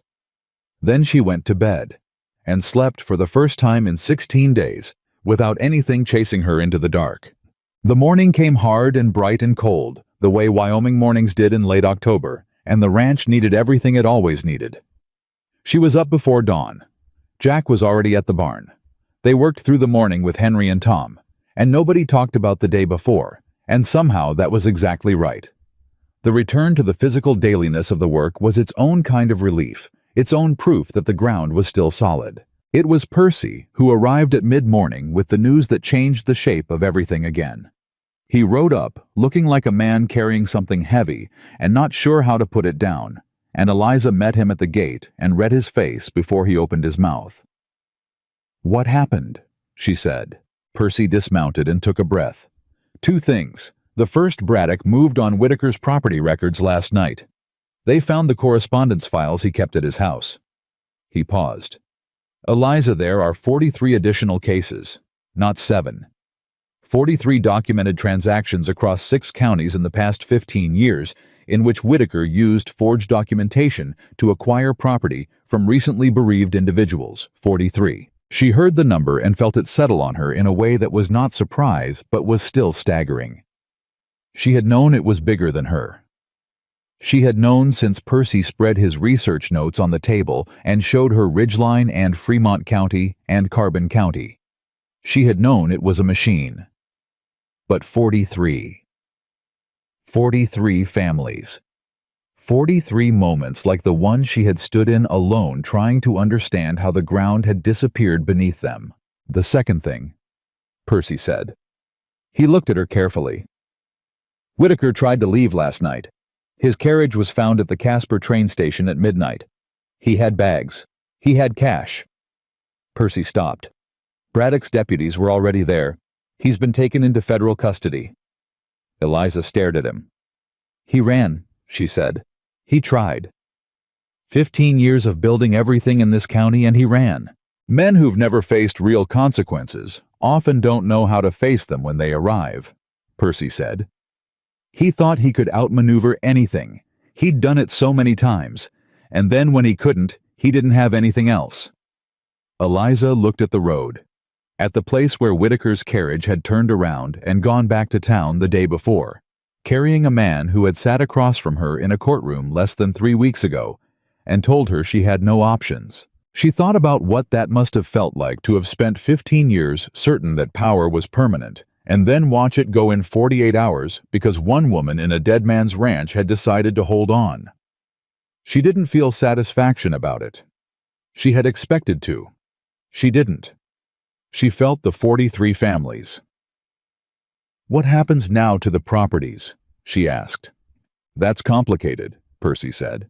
"Legally complicated, and it won't be fast. But Braddock told me this morning that his office is treating recovery of the affected properties as a priority. Clara Marsh's family has already been contacted." He looked at her. "Edward Marsh is going to Casper today to get his sister." Eliza closed her eyes for a moment. 1 breath. 2. "Good," she said. "That's good." Percy was watching her with an expression that was halfway between professional and personal. "How are you?" "I don't know yet," she said honestly. "Ask me in a week." He nodded like that was the right answer. "There's one more thing. The county commission is meeting this afternoon. With Harlan recused and the Whitaker situation public, they're moving to appoint an interim judge and review all the debt proceedings Harlan handled in the past 4 years. Your case will be formally cleared on record." He paused. "It's not just about you getting your ranch back. It's about making what happened to you part of the official record that something was wrong." "My father's name," she said. "Yes." She looked at him. "Make sure it's in the record, Percy. Make sure they understand that Thomas Monroe didn't owe Caleb Whitaker a single dollar, that the debt never existed, that he died with a clean name and a whole ranch, and they need to say that in writing." "I'll make sure," Percy said. He left 20 minutes later, and Eliza stood at the gate for a long time after he was gone. Jack came and stood beside her. He had heard enough from the barn. 43, she said without turning. "I heard. It's not a small thing we did. I knew it was bigger than the ranch, but 43. She shook her head slowly. "I keep thinking about all of them, in their own courtrooms, in their own impossible moments. And nobody came." "You came," Jack said. "Not for them. For myself. Fighting for yourself honestly is how you end up helping everyone else, he said. You didn't know about the 43. You knew about one your father, and you refused to let that stand. He looked at her. The rest follows from the one. It always does. She turned to look at him. You're smarter than you let on, she said. I let on plenty, he said. You're just not always paying attention. That pulled something out of her that she hadn't expected, a real laugh, brief and a little rough from disuse, but real. It startled her. It startled Jack, too. She could tell a small shift in his expression, something lightening. Come on, she said. There's fence that needs checking in the north pasture. They went. The county commission meeting that afternoon was the most attended in Black Hollow's recorded history. Eliza knew because Margaret Tolliver sent word with a boy on a fast horse, and later Percy confirmed it. Over 60 people in a room that held 40, with the overflow standing in the hallway, and 3 men reportedly listening from the window outside. The commission formally suspended the Monroe debt proceeding. They appointed an interim judge named Harold Fitch from Laramie, a man with no ties to Whitaker and no ties to Harlan, who reviewed the forged documentation and signed the nullification order before the meeting was an hour old. The Monroe Ranch belonged to Eliza Monroe. Not tentatively, not pending further review, completely legally and on the record. Percy brought her the paper at 4 in the afternoon and put it in her hands, and she stood in her father's kitchen and held it and read it 3 times. She waited to feel something large and defining. What she felt was quiet. Not empty, not disappointed. Quiet the way a room is quiet after a long noise finally stops, when you can hear things you couldn't hear before. The small sounds of the ranch outside, the wind, somewhere far away one of the cattle, the familiar creak of the house settling in the dropping temperature. Her father's house, her father's land, her land. She set the paper on the table and said to the empty kitchen, I did it, Papa.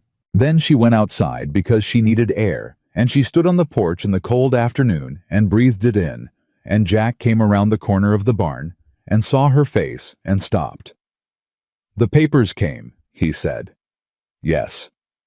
He walked over and stood at the foot of the porch steps. I thought I'd feel like winning, she said. I thought there would be a moment where it felt finished and right and complete. She looked at the yard. I feel sad and grateful, and like I want my father here so I could tell him. You've been telling him, Jack said. You've been talking to him this whole time. She looked at him sharply. I hear you sometimes, he said. At night. I'm not listening on purpose. You talk to him. She absorbed that, felt the mild embarrassment of it, and then the embarrassment passed because it was Jack, and he was saying it without judgment, without softness, either just saying it straight the way he said most things. He would have liked you, she said. I would have been afraid of him, Jack said. I get the impression he had very clear ideas about what kind of man his daughter deserved. He did. She paused. He also had very clear ideas about judging people by what they do when it costs them something. By that measure, Jack said carefully, I hope I've done all right. By that measure, she said, you've done better than all right. Something moved between them in the cold air, something that had been building in small increments since the first night, and neither of them moved toward it or away from it. They just stood in it. Then the sound of another rider broke the moment, not with urgency. This time, just the ordinary sound of someone coming up the road, and Eliza looked up and recognized the horse before she recognized the rider. It was Edward Marsh. He was alone, and he was riding carefully, and on the horse behind him, sharing his saddle, was a woman. Clara Marsh. Eliza had never met her. She had only known her as a name. A case, a woman in a boarding house in Casper who had lost what was hers the same way Eliza had almost lost what was hers. She had been a symbol to Eliza for 2 weeks, a shape in the argument, the evidence that this was real and had happened before. She was a real person. She was 41 years old, and she looked smaller than Eliza had pictured her. And she looked at the Monroe Ranch with an expression that was complicated and raw and not quite able to settle into any single emotion. Edward helped her down, and she stood in the yard and looked at Eliza. You're the one, Clara said. Her voice was rougher than Eliza expected, a voice that had been through a long time of swallowing things. I'm Eliza Monroe. I know who you are. Clara looked at the ranch at the house at the barn. They told me what you did, how you did it. She stopped. I want you to know I tried. After it happened to me, I tried to fight it, but I didn't have... She stopped again. You didn't have the documents yet, Eliza said quietly. They didn't exist yet where you could find them. It wasn't because you weren't strong enough. Clara looked at her. Everyone let me believe it was because I wasn't strong enough, she said. 2 years. I believed it. Eliza came down the porch steps. You weren't the problem, she said. He was a machine, and you walked into it before anyone had found the way to break it. She held Clara's gaze. You survived 2 years of losing everything, and you're still here. That's not weakness. Clara's eyes went bright. She didn't cry. She had the look of a woman who had used her crying up and was running on something drier now. But her eyes went bright, and she pressed her lips together, and she nodded once small. Will I get the property back? She said. My husband built that land from nothing. His grandfather's tools are still in the barn. They left his tools. Percy Gaines is already working on it, Eliza said. He's the best person in this county to push on the recovery process. And the federal investigation puts it in a different category than a civil claim. It's part of a pattern of fraud, which means the burden of recovery is on Whitaker's assets, not on you. How long? I don't know, Eliza said honestly. Not as long as it would have been without what happened this week. Clara nodded again. She looked at the ranch once more, the way someone looks at something that reminds them of something else they can't quite reach. I'm sorry about your father. I'm sorry about your husband. They stood there for a moment, two women who had been reduced to cases and symbols and legal problems, looking at each other as what they actually were. Edward Marsh said, We should get back to town before dark. Clara turned to go. Then she stopped and turned back. Miss Monroe, she said. Thank you. I know you did it for yourself. I know it wasn't for me. But thank you anyway. Eliza watched them ride away. Jack appeared beside her. She said the right thing, he said. She did. You did do it for yourself. I know. She watched the road where they had gone. And for my father. And because it was the right thing. All of those at once. She paused. I don't think the reasons have to be simple. No, Jack agreed. The best reasons never are. The days that followed were different from the days before, but they were not easy. There was a moment she had expected it, and it came exactly when she expected it, 3 days after the legal resolution, when the crisis had passed, and the adrenaline that had been holding her upright for 3 weeks finally let go.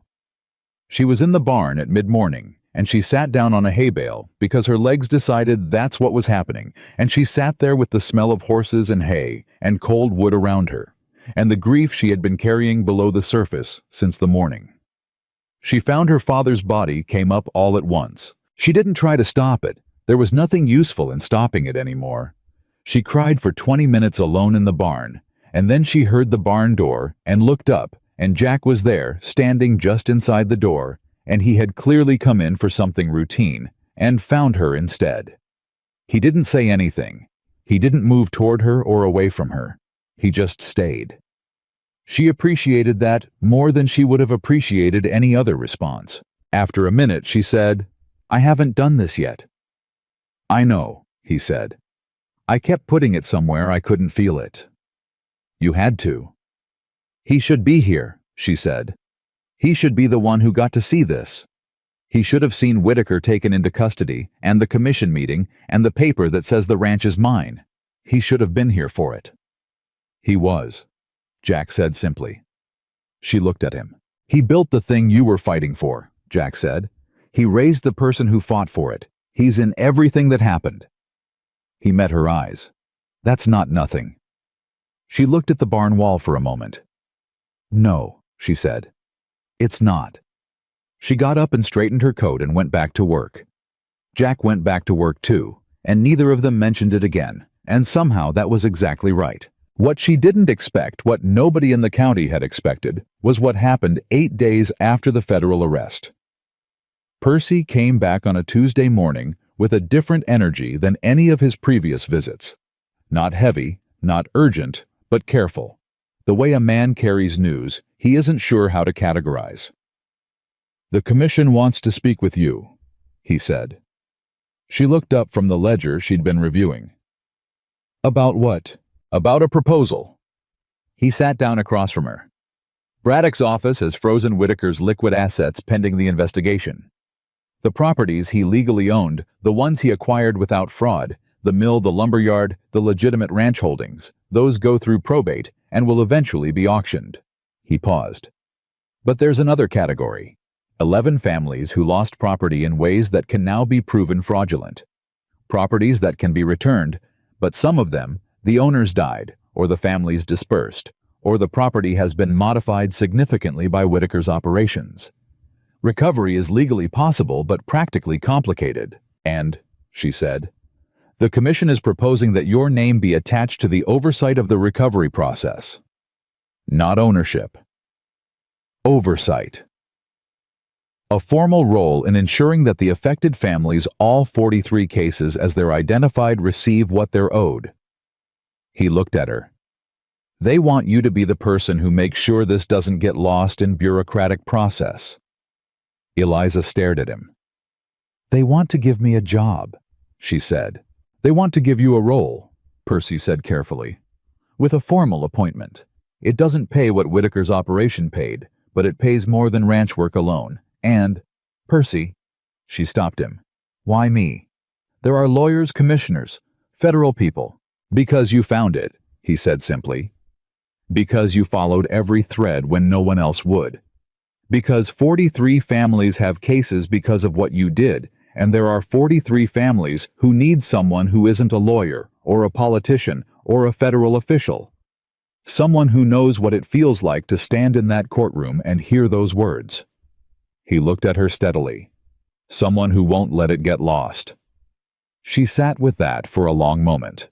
"The ranch is still my priority," she said finally. "Of course. And I want Percy Gaines as the legal representative for the affected families." Percy blinked. Yes, obviously. And I want the commission to understand that I will do this exactly the way I did everything else. I won't make it comfortable.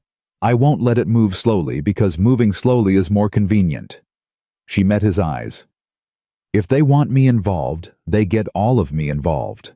Percy looked at her with an expression she recognized, the same expression Jack got sometimes, that subtle recalibration.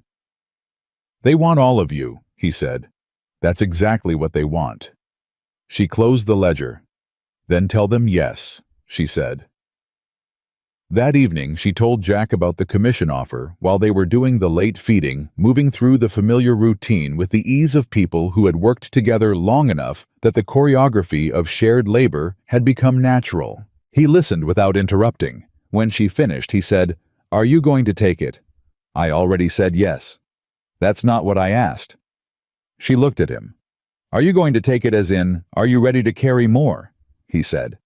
"Because you've been carrying a lot already, and this is more." She considered that. "My father used to say that the people who are most tired are usually the ones who most need to keep working. Not because rest isn't important, because purpose is more important than rest." She moved to the next stall.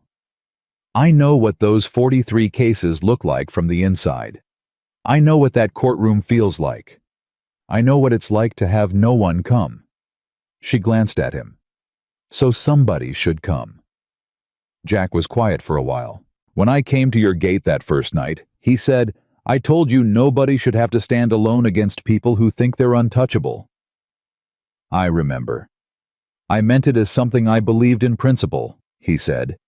"I didn't know I'd be standing here 6 months later still believing it with specific reference to one specific ranch." She stopped, turned to look at him. "6 months," she said. He met her eyes evenly. I'm not going anywhere, Eliza, unless you tell me to. She looked at him for a long moment. The barn was warm with the presence of the animals and the smell of hay, and outside the cold was coming down off the ridge the way it always did this time of year. And the ranch needed what it always needed, and the 43 families were out there waiting for someone to make sure they weren't forgotten. And her father's photograph was on the kitchen wall, and his boots were still on the porch where she'd left them because she wasn't ready to move them yet. I'm not going to tell you to, she said. Jack nodded once, small, like a man who has said what needed saying and doesn't need to add to it. She turned back to the work. He turned back to the work. And somewhere in the ordinary rhythm of that two people feeding cattle at the end of a very long day, neither of them carrying anything alone, something that had been broken for a long time in both of them was quietly without ceremony, beginning to mend. The winter came early that year, the way Wyoming winters sometimes did, not gradually, not with warning, but all at once, a hard freeze in the second week of November that locked the ground and turned the ridge white overnight. Eliza worked through it. She had always worked through winters. Her father had taught her that the ranch didn't care about the calendar or the weather or what was happening in the county seat or in a federal courthouse 300 miles away. The cattle needed feeding in the cold, the same as they needed feeding in the warmth, and the fences didn't hold themselves, and the work was the work. But this winter was different from every winter before it, because this winter she was not doing it alone. Jack was there. Henry was there. Tom had brought his younger brother on as a hand in October. A quiet 18-year-old named Will, who worked hard and asked good questions, and reminded Eliza sometimes, in the way he looked at things he was learning for the first time of herself at that age. And once a week, Percy came with papers. The recovery process for the 43 families was not fast. She had known it wouldn't be fast. She had told the commission it wouldn't be fast, and she had told herself very firmly, in the moments when the bureaucratic slowness made her want to put her fist through a wall, that slow and certain was better than fast and incomplete. But there were moments that made it real in a way that cut through the legal language and the paperwork and the waiting. Clara Marsh got her property back on a Thursday in December. Percy brought the paperwork himself, drove out to the boarding house in Casper, where Clara had been living for 2 years, and put the deed in her hands. Clara called Eliza that evening through the telegraph office, a long, garbled, imperfect message that still managed to communicate the essential thing, and Eliza read it sitting at her father's desk and felt something loosen in her chest that had been tight since she'd first heard Clara's name. She wrote back. 2 sentences. Your husband built something that survived. So did you. A week later, a family named the Hendersons, a couple in their 60s, who had lost their grazing land in Carbon County 3 years earlier, came to Monroe Ranch in person. They had heard about Eliza through the recovery process. They drove 4 hours to thank her. Eliza met them on the porch and shook their hands and told them Percy Gaines was the person responsible for the legal work, and August Holloway was the person who cracked the evidence, and Leonard Greer was the person who had the courage at the end to do the right thing. Mr. Henderson looked at her and said, "But you're the person who didn't give up." She didn't know what to say to that, so she invited them in for coffee, and Jack made it. It was still barely acceptable, and they sat at the kitchen table and talked for an hour. And when the Hendersons left, Eliza stood on the porch watching their wagon go, and felt for the first time in a long time something that wasn't grief or anger or determination. Something that felt quietly and without fanfare like peace. Jack came and stood beside her. "You did something good," he said. "We did something good," she said. He was quiet for a moment. "You keep doing that." "Doing what?" "Spreading the credit around." He looked at her. "It's not a bad thing. But you should know that what you did in those 30 days is something most people wouldn't have done. I want to make sure you know that." She turned to look at him. "Why? Because you spend a lot of time thinking about the 43, about the ones you couldn't get back faster, about what it cost everyone else." He met her eyes. "I don't want you to forget what you built." She held his gaze. "I know what I built," she said quietly.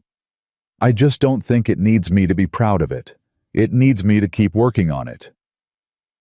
Jack looked at her for a long moment. Thomas Monroe really did raise something remarkable. She looked away before the emotion could get to her face. "Come on," she said. "There's fence in the east pasture that isn't going to repair itself." He followed her as he always did, and neither of them needed to say anything more about it. The federal trial of Caleb Whitaker began in February in Cheyenne, and the proceedings were covered by 3 territorial newspapers and 1 paper out of Denver that had been following the story since Braddock's arrest. Eliza was called to testify. She had known she would be. Percy had prepared her, walked her through every question Whitaker's attorneys were likely to ask, every angle they would try to use to make her look unreliable or opportunistic or simply wrong. She had listened to Percy's preparation and nodded and taken notes and felt underneath all of it completely calm, because she had been in this situation before. She had stood in a room full of people who had already decided the outcome, and she had told the truth anyway, and it had mattered. She knew how to do this. She and Jack rode to Cheyenne together. Percy met them there. The courtroom was larger than Black Hollow's, a proper federal building, with high ceilings and a gallery that was full when Eliza walked in. She felt the eyes on her, and she did what her father had taught her. She held her spine straight and let the way she carried herself tell the room who she was before she opened her mouth. Caleb Whitaker sat at the defense table. She had not seen him since he walked away from her yard in the afternoon light, smaller than he'd ever looked, and she looked at him now with the same direct attention she had given him then. He did not look back. That told her everything she needed to know about where he was now. She took the stand. The federal prosecutor, a careful, methodical woman named Grace Aldridge, whom Eliza had met once before and immediately respected, walked her through the events beginning with her father's death and ending with Braddock's arrival at Monroe Ranch. Eliza answered every question clearly, without embellishment, without drama. Just the truth in the order it happened, exactly as it was. The defense attorney was a man named Harrington from Denver, expensive and smooth, and he came at her for 40 minutes with every angle Percy had predicted, and a few he hadn't. He suggested she had fabricated the story of the conversation in the courthouse. He suggested she had manipulated Leonard Greer. He suggested her relationship with Jack Dawson represented a financial motivation to discredit Whitaker. He suggested she had misread documents she lacked the legal sophistication to properly interpret. Eliza answered every question without raising her voice. At one point, Harrington said, "Miss Monroe, isn't it true that you had significant personal motivation to discredit Mr. Whitaker because your father's financial mismanagement had left the property genuinely encumbered?" She looked at him steadily. "My father managed his property well for 30 years, she said. "The debt was a forgery, as established by a federal document examiner. My motivation was to prove that. I proved it." She paused. "The question you're asking assumes the forgery was real. It wasn't. And everyone in this room now has the documentation to confirm that." Harrington looked at her. She looked back. "No further questions," he said. She stepped down and walked back to her seat, and she felt the gallery watching her, and she sat beside Jack, who was looking straight ahead, and she heard him exhale very slowly through his nose. "Well," she said quietly. "You just made a Denver attorney say no further questions after 40 minutes, he said under his breath. "I think that's going well." She almost smiled. She controlled it because this was a federal courtroom, but it was close. The trial lasted 4 days. The verdict took the jury 3 hours. Guilty on 11 counts of fraud, 2 counts of conspiracy, and 1 count of accessory to wrongful death in the case of Henry Sutton of Fremont County. The wrongful death count was the one that had been added late, based on a letter from Whitaker's files that referenced Sutton's declining health and the timing of the forged document, the letter that Percy had read in her kitchen and set down. When the verdict was read, Eliza sat very still. She thought about Henry Sutton, who had died in disputed circumstances and whose family had spent years not being believed. She thought about the letter with its cold, specific language. She thought about Caleb Whitaker, who had looked at a dying man and decided to move fast. She thought about her father, who had died of illness naturally in his own bed, and about the specific relief even now, even after everything of knowing that. of knowing Whitaker hadn't gotten to him, that her father had simply died the way men died and the theft had come after, and that was terrible, but it was not the worst version. She breathed. Jack put his hand on the table beside hers. Not touching, just near. She put her hand on his. Percy on her other side was already writing notes. Whitaker was sentenced 6 weeks later. 15 years federal prison. His assets, the legitimate ones, everything built over 40 years in Black Hollow County, were liquidated as part of the restitution order to the affected families. The mill changed hands to a cooperative of county businesses. The lumber yard went to its longtime foreman, a man named Sykes, who had worked for Whitaker for 20 years without knowing the full shape of what he was part of, and who cried when he signed the purchase papers, Percy said, from something that was more complicated than joy. The Whitaker land itself, 11,000 acres, the largest single property in the county, was divided. And here was the thing nobody had expected, including Eliza. The commission, in consultation with Braddock's office and the Federal Land Authority, determined that a portion of the Whitaker acreage should be held in trust for community use grazing rights, accessible to smaller ranchers, water access for the properties along the eastern boundary that had been squeezed out over Whitaker's years of consolidation. They asked Eliza to oversee the trust. She said yes before Percy finished explaining what it entailed. "You didn't even let me finish," Percy said. "I heard enough," she said. "Water access for the eastern properties, grazing rights for small ranchers. Yes. There's administrative work involved." "Percy." She looked at him. "Yes." He stopped arguing and wrote it down. Spring came. The way spring came in Wyoming after a hard winter was not gentle. It was abrupt, almost aggressive, as if the land had been holding its breath and suddenly couldn't anymore. The snow came off the ridge fast, the creek ran high and cold and clear, and the cattle moved into the new grass with the particular energy of animals that had been waiting for something to change. Eliza stood on her porch one morning in April and listened to the ranch breathing around her and thought about the morning 11 months ago when she had stood in a courtroom and heard the words that were supposed to end everything. She thought about all the mornings between then and now. She thought about Jack's horse coming up the road that first evening, and the lamp burning low on the kitchen table, and Percy's shaking hands when he sat across from Whitaker's documentation for the first time. She thought about August Holloway in Cheyenne, with his magnifying glass and his certainty, and Leonard Greer setting a brass key on a desk and buying his daughter's safety with it. She thought about Henry and Tom and Will, who were already working in the east pasture, and about Margaret Tolliver, who had brought 14 people to her yard because she finally stopped being afraid. She thought about 43 families. She thought about her father. The door behind her opened, and Jack came out with 2 cups of coffee. Still barely acceptable, it had not improved, and handed her one, and stood beside her on the porch. They stood for a while without talking. That was something they did well, she and Jack. The comfortable silences had appeared sometime in January, emerging so gradually that she had only noticed them in retrospect the moment when the quiet between them stopped feeling like space that needed filling, and started feeling like its own kind of conversation. "There's something I want to say," Jack said. She waited. "I came to this gate 11 months ago and I told you your fate wasn't sealed." He looked at his coffee. "I said it because I believed it, but I want you to know that I understood it differently then than I do now." She turned to look at him. "I thought it meant you could win," he said, "that the situation wasn't hopeless, that there was a path through." He paused. "That's what I meant. But what I learned watching you do what you did is that it was never about whether you could win. It was about whether you would let someone else decide what you were worth." He looked at her directly. "And you never did. Not for a single day." She held his gaze.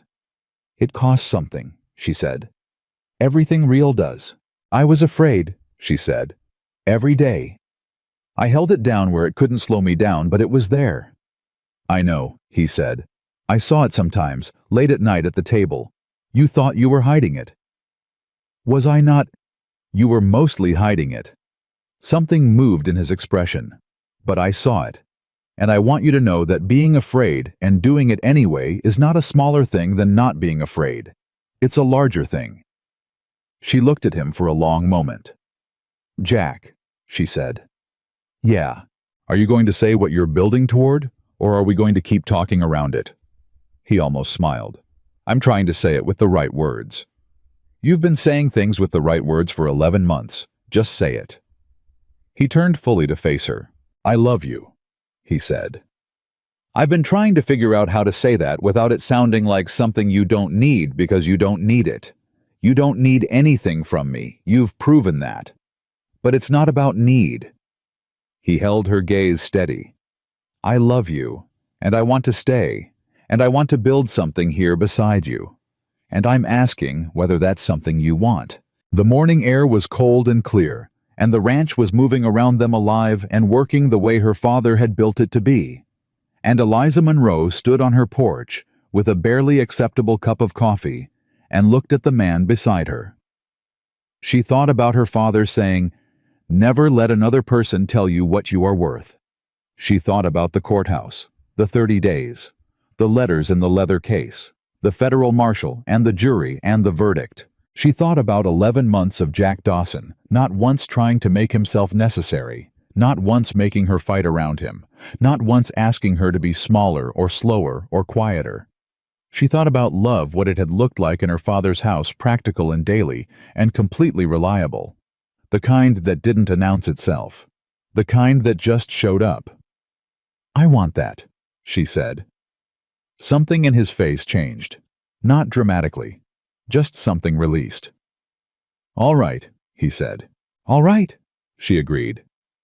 They stood on the porch in the April morning, and the cattle were moving in the east pasture, and Will was fixing the fence her father had built 30 years ago. And Margaret Tolliver was probably already in her kitchen writing the letter she'd told Eliza last week she was going to write to the territorial newspaper about what had happened in Black Hollow County and what had changed. Inside on the kitchen table were 3 folders of paperwork for the Recovery Trust, 2 letters from families in Carbon County whose cases Percy was close to resolving, and a note from Edward Marsh saying Clara was back on her property and that the first thing she'd done was go to the barn and find her husband's tools exactly where she'd left them. Outside the ridge was green for the first time since October, and the creek was running, and the Monroe Ranch was standing on its land the way Thomas Monroe had built it to stand, not as a monument, not as a symbol, but as a working thing, a living thing, a thing that had been worth fighting for. Later that day, when the morning work was done, Eliza went to her father's desk and took out the letter he had started writing to her the night before he lost consciousness and never finished. She had read it hundreds of times. She knew every word. It ended mid-sentence. "There are people in this world who will try to tell you that you have no options. Eliza and I want you to know." She had spent 11 months knowing what came after that unfinished sentence. She hadn't needed him to finish it because she had finished it herself with everything she had done. She folded the letter carefully and put it back where she kept it in the drawer beneath his photograph. And she went back outside to where Jack was waiting, and the work was waiting, and the afternoon was full of the ordinary particular business of a life that was hers, completely, legally, irrevocably hers, and she did not look back. The story of what happened in Black Hollow County in the autumn of 1885 traveled further than Eliza Monroe ever expected it to. Percy wrote it up formally for the territorial legal record, which meant it became part of the documentation that shaped new property protection laws passed in Wyoming Territory 2 years later, laws that required independent verification of post-death debt claims before any foreclosure proceeding could begin. The newspaper article Margaret Tolliver pushed for ran in 3 territorial papers and was reprinted in Denver. It told the story plainly without embellishment, and it named names Whitakers, Harlans, Greers, and Elizas. The letters she received after that article filled a box that she kept on the shelf above her father's desk. From women in similar situations. From families who had lost things and now had a name for what had happened to them and a legal framework to fight it. From a few people who just wanted to write to someone who had done what they hadn't been able to do. She answered every one of them. It took her most of the following winter writing by lamplight after the ranch work was done. Jack across the table reading or doing the accounts, or simply present the way he was simply present, which was one of the things she loved most about him, his ability to occupy space without demanding it. Some of the letters she answered with information, some with the names of lawyers in their counties who could help. Some she answered with nothing more than acknowledgement, "I hear you. What happened to you was wrong. It can be fought." She never promised outcomes. She had learned too much about the distance between fighting and winning to promise outcomes. But she told the truth, which was that fighting was worth it even when the outcome was uncertain, because the alternative was letting someone else write your ending. The 43 cases were not all resolved in the same way or on the same timeline. Some families got their land back. Some received financial restitution from the liquidated Whitaker assets. Some had lost too much for too long. The land changed hands legitimately. In the interim, families had dispersed. The legal path was blocked. For those, the outcome was acknowledgement and partial compensation, and the knowledge that they were believed. Eliza had known from the beginning that this was what some of them would receive. She had made peace with it, but she kept pushing on every case until it reached whatever resolution it could reach. Percy beside her, methodical and tireless, in a way that the younger version of him, the shaking-handed 28-year-old in that first courtroom, would not have recognized. One evening in the second winter, Percy sat across from her after they'd closed the last file on a Carbon County case that had been stubborn for 8 months, and he looked at her with an expression she had learned to read as Percy trying to say something he'd been thinking about for a while. "Say it," she said. He looked at the closed file. "Do you ever think about how close it was? How many times in those 30 days it could have gone differently?" He shook his head slowly.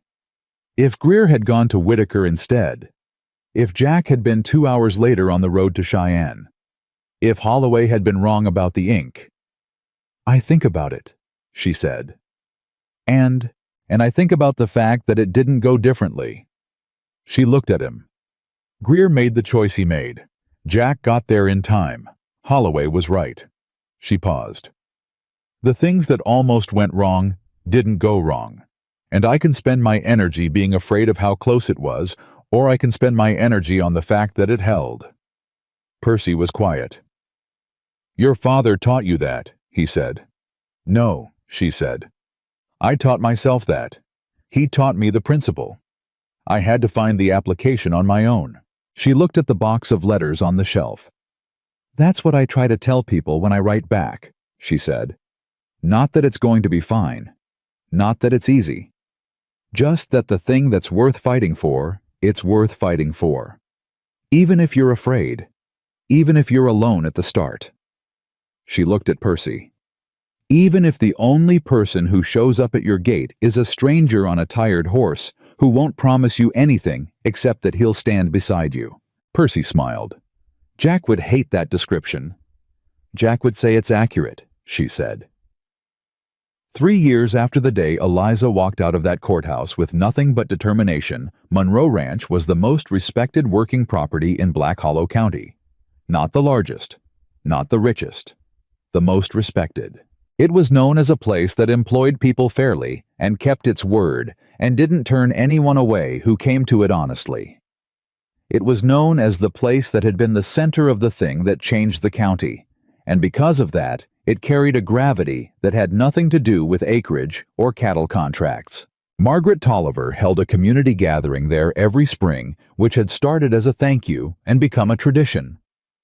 30 or 40 people filling the yard the way they had filled it on that one afternoon in October 3 years ago, but without the crisis underneath it, just neighbors and a meal, and the particular quality of a community that had been through something hard together and come out the other side changed. Jack built a second table for the kitchen that first spring, because the original wasn't big enough anymore for the number of people who ended up sitting around it.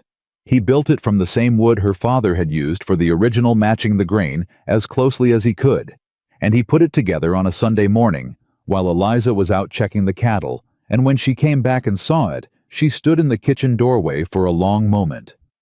"You matched the wood," she said. "Tried to," he said. "Got close." She looked at the 2 tables, old and new, side by side. "He would have approved," she said. "I know," Jack said. "That's why I matched the wood." On the day that Percy brought her the final case closure, the last of the 43, a family in Fremont County, whose water rights had been restored through a settlement that had taken 2.5 years to negotiate. Eliza sat at that doubled table with the paperwork in front of her, and read it through twice, and signed her name where it needed signing, and slid it back to Percy, and sat back in her chair. "That's all of them," Percy said. "That's all of them," she agreed. He looked at her across the table. "How does it feel?" She thought about it honestly. "Like something that needed to be done is done," she said. "And like the work that comes next is different but not finished." She looked at him. "The laws Percy helped pass, we need to make sure they hold. The trust for the Eastern grazing access needs managing.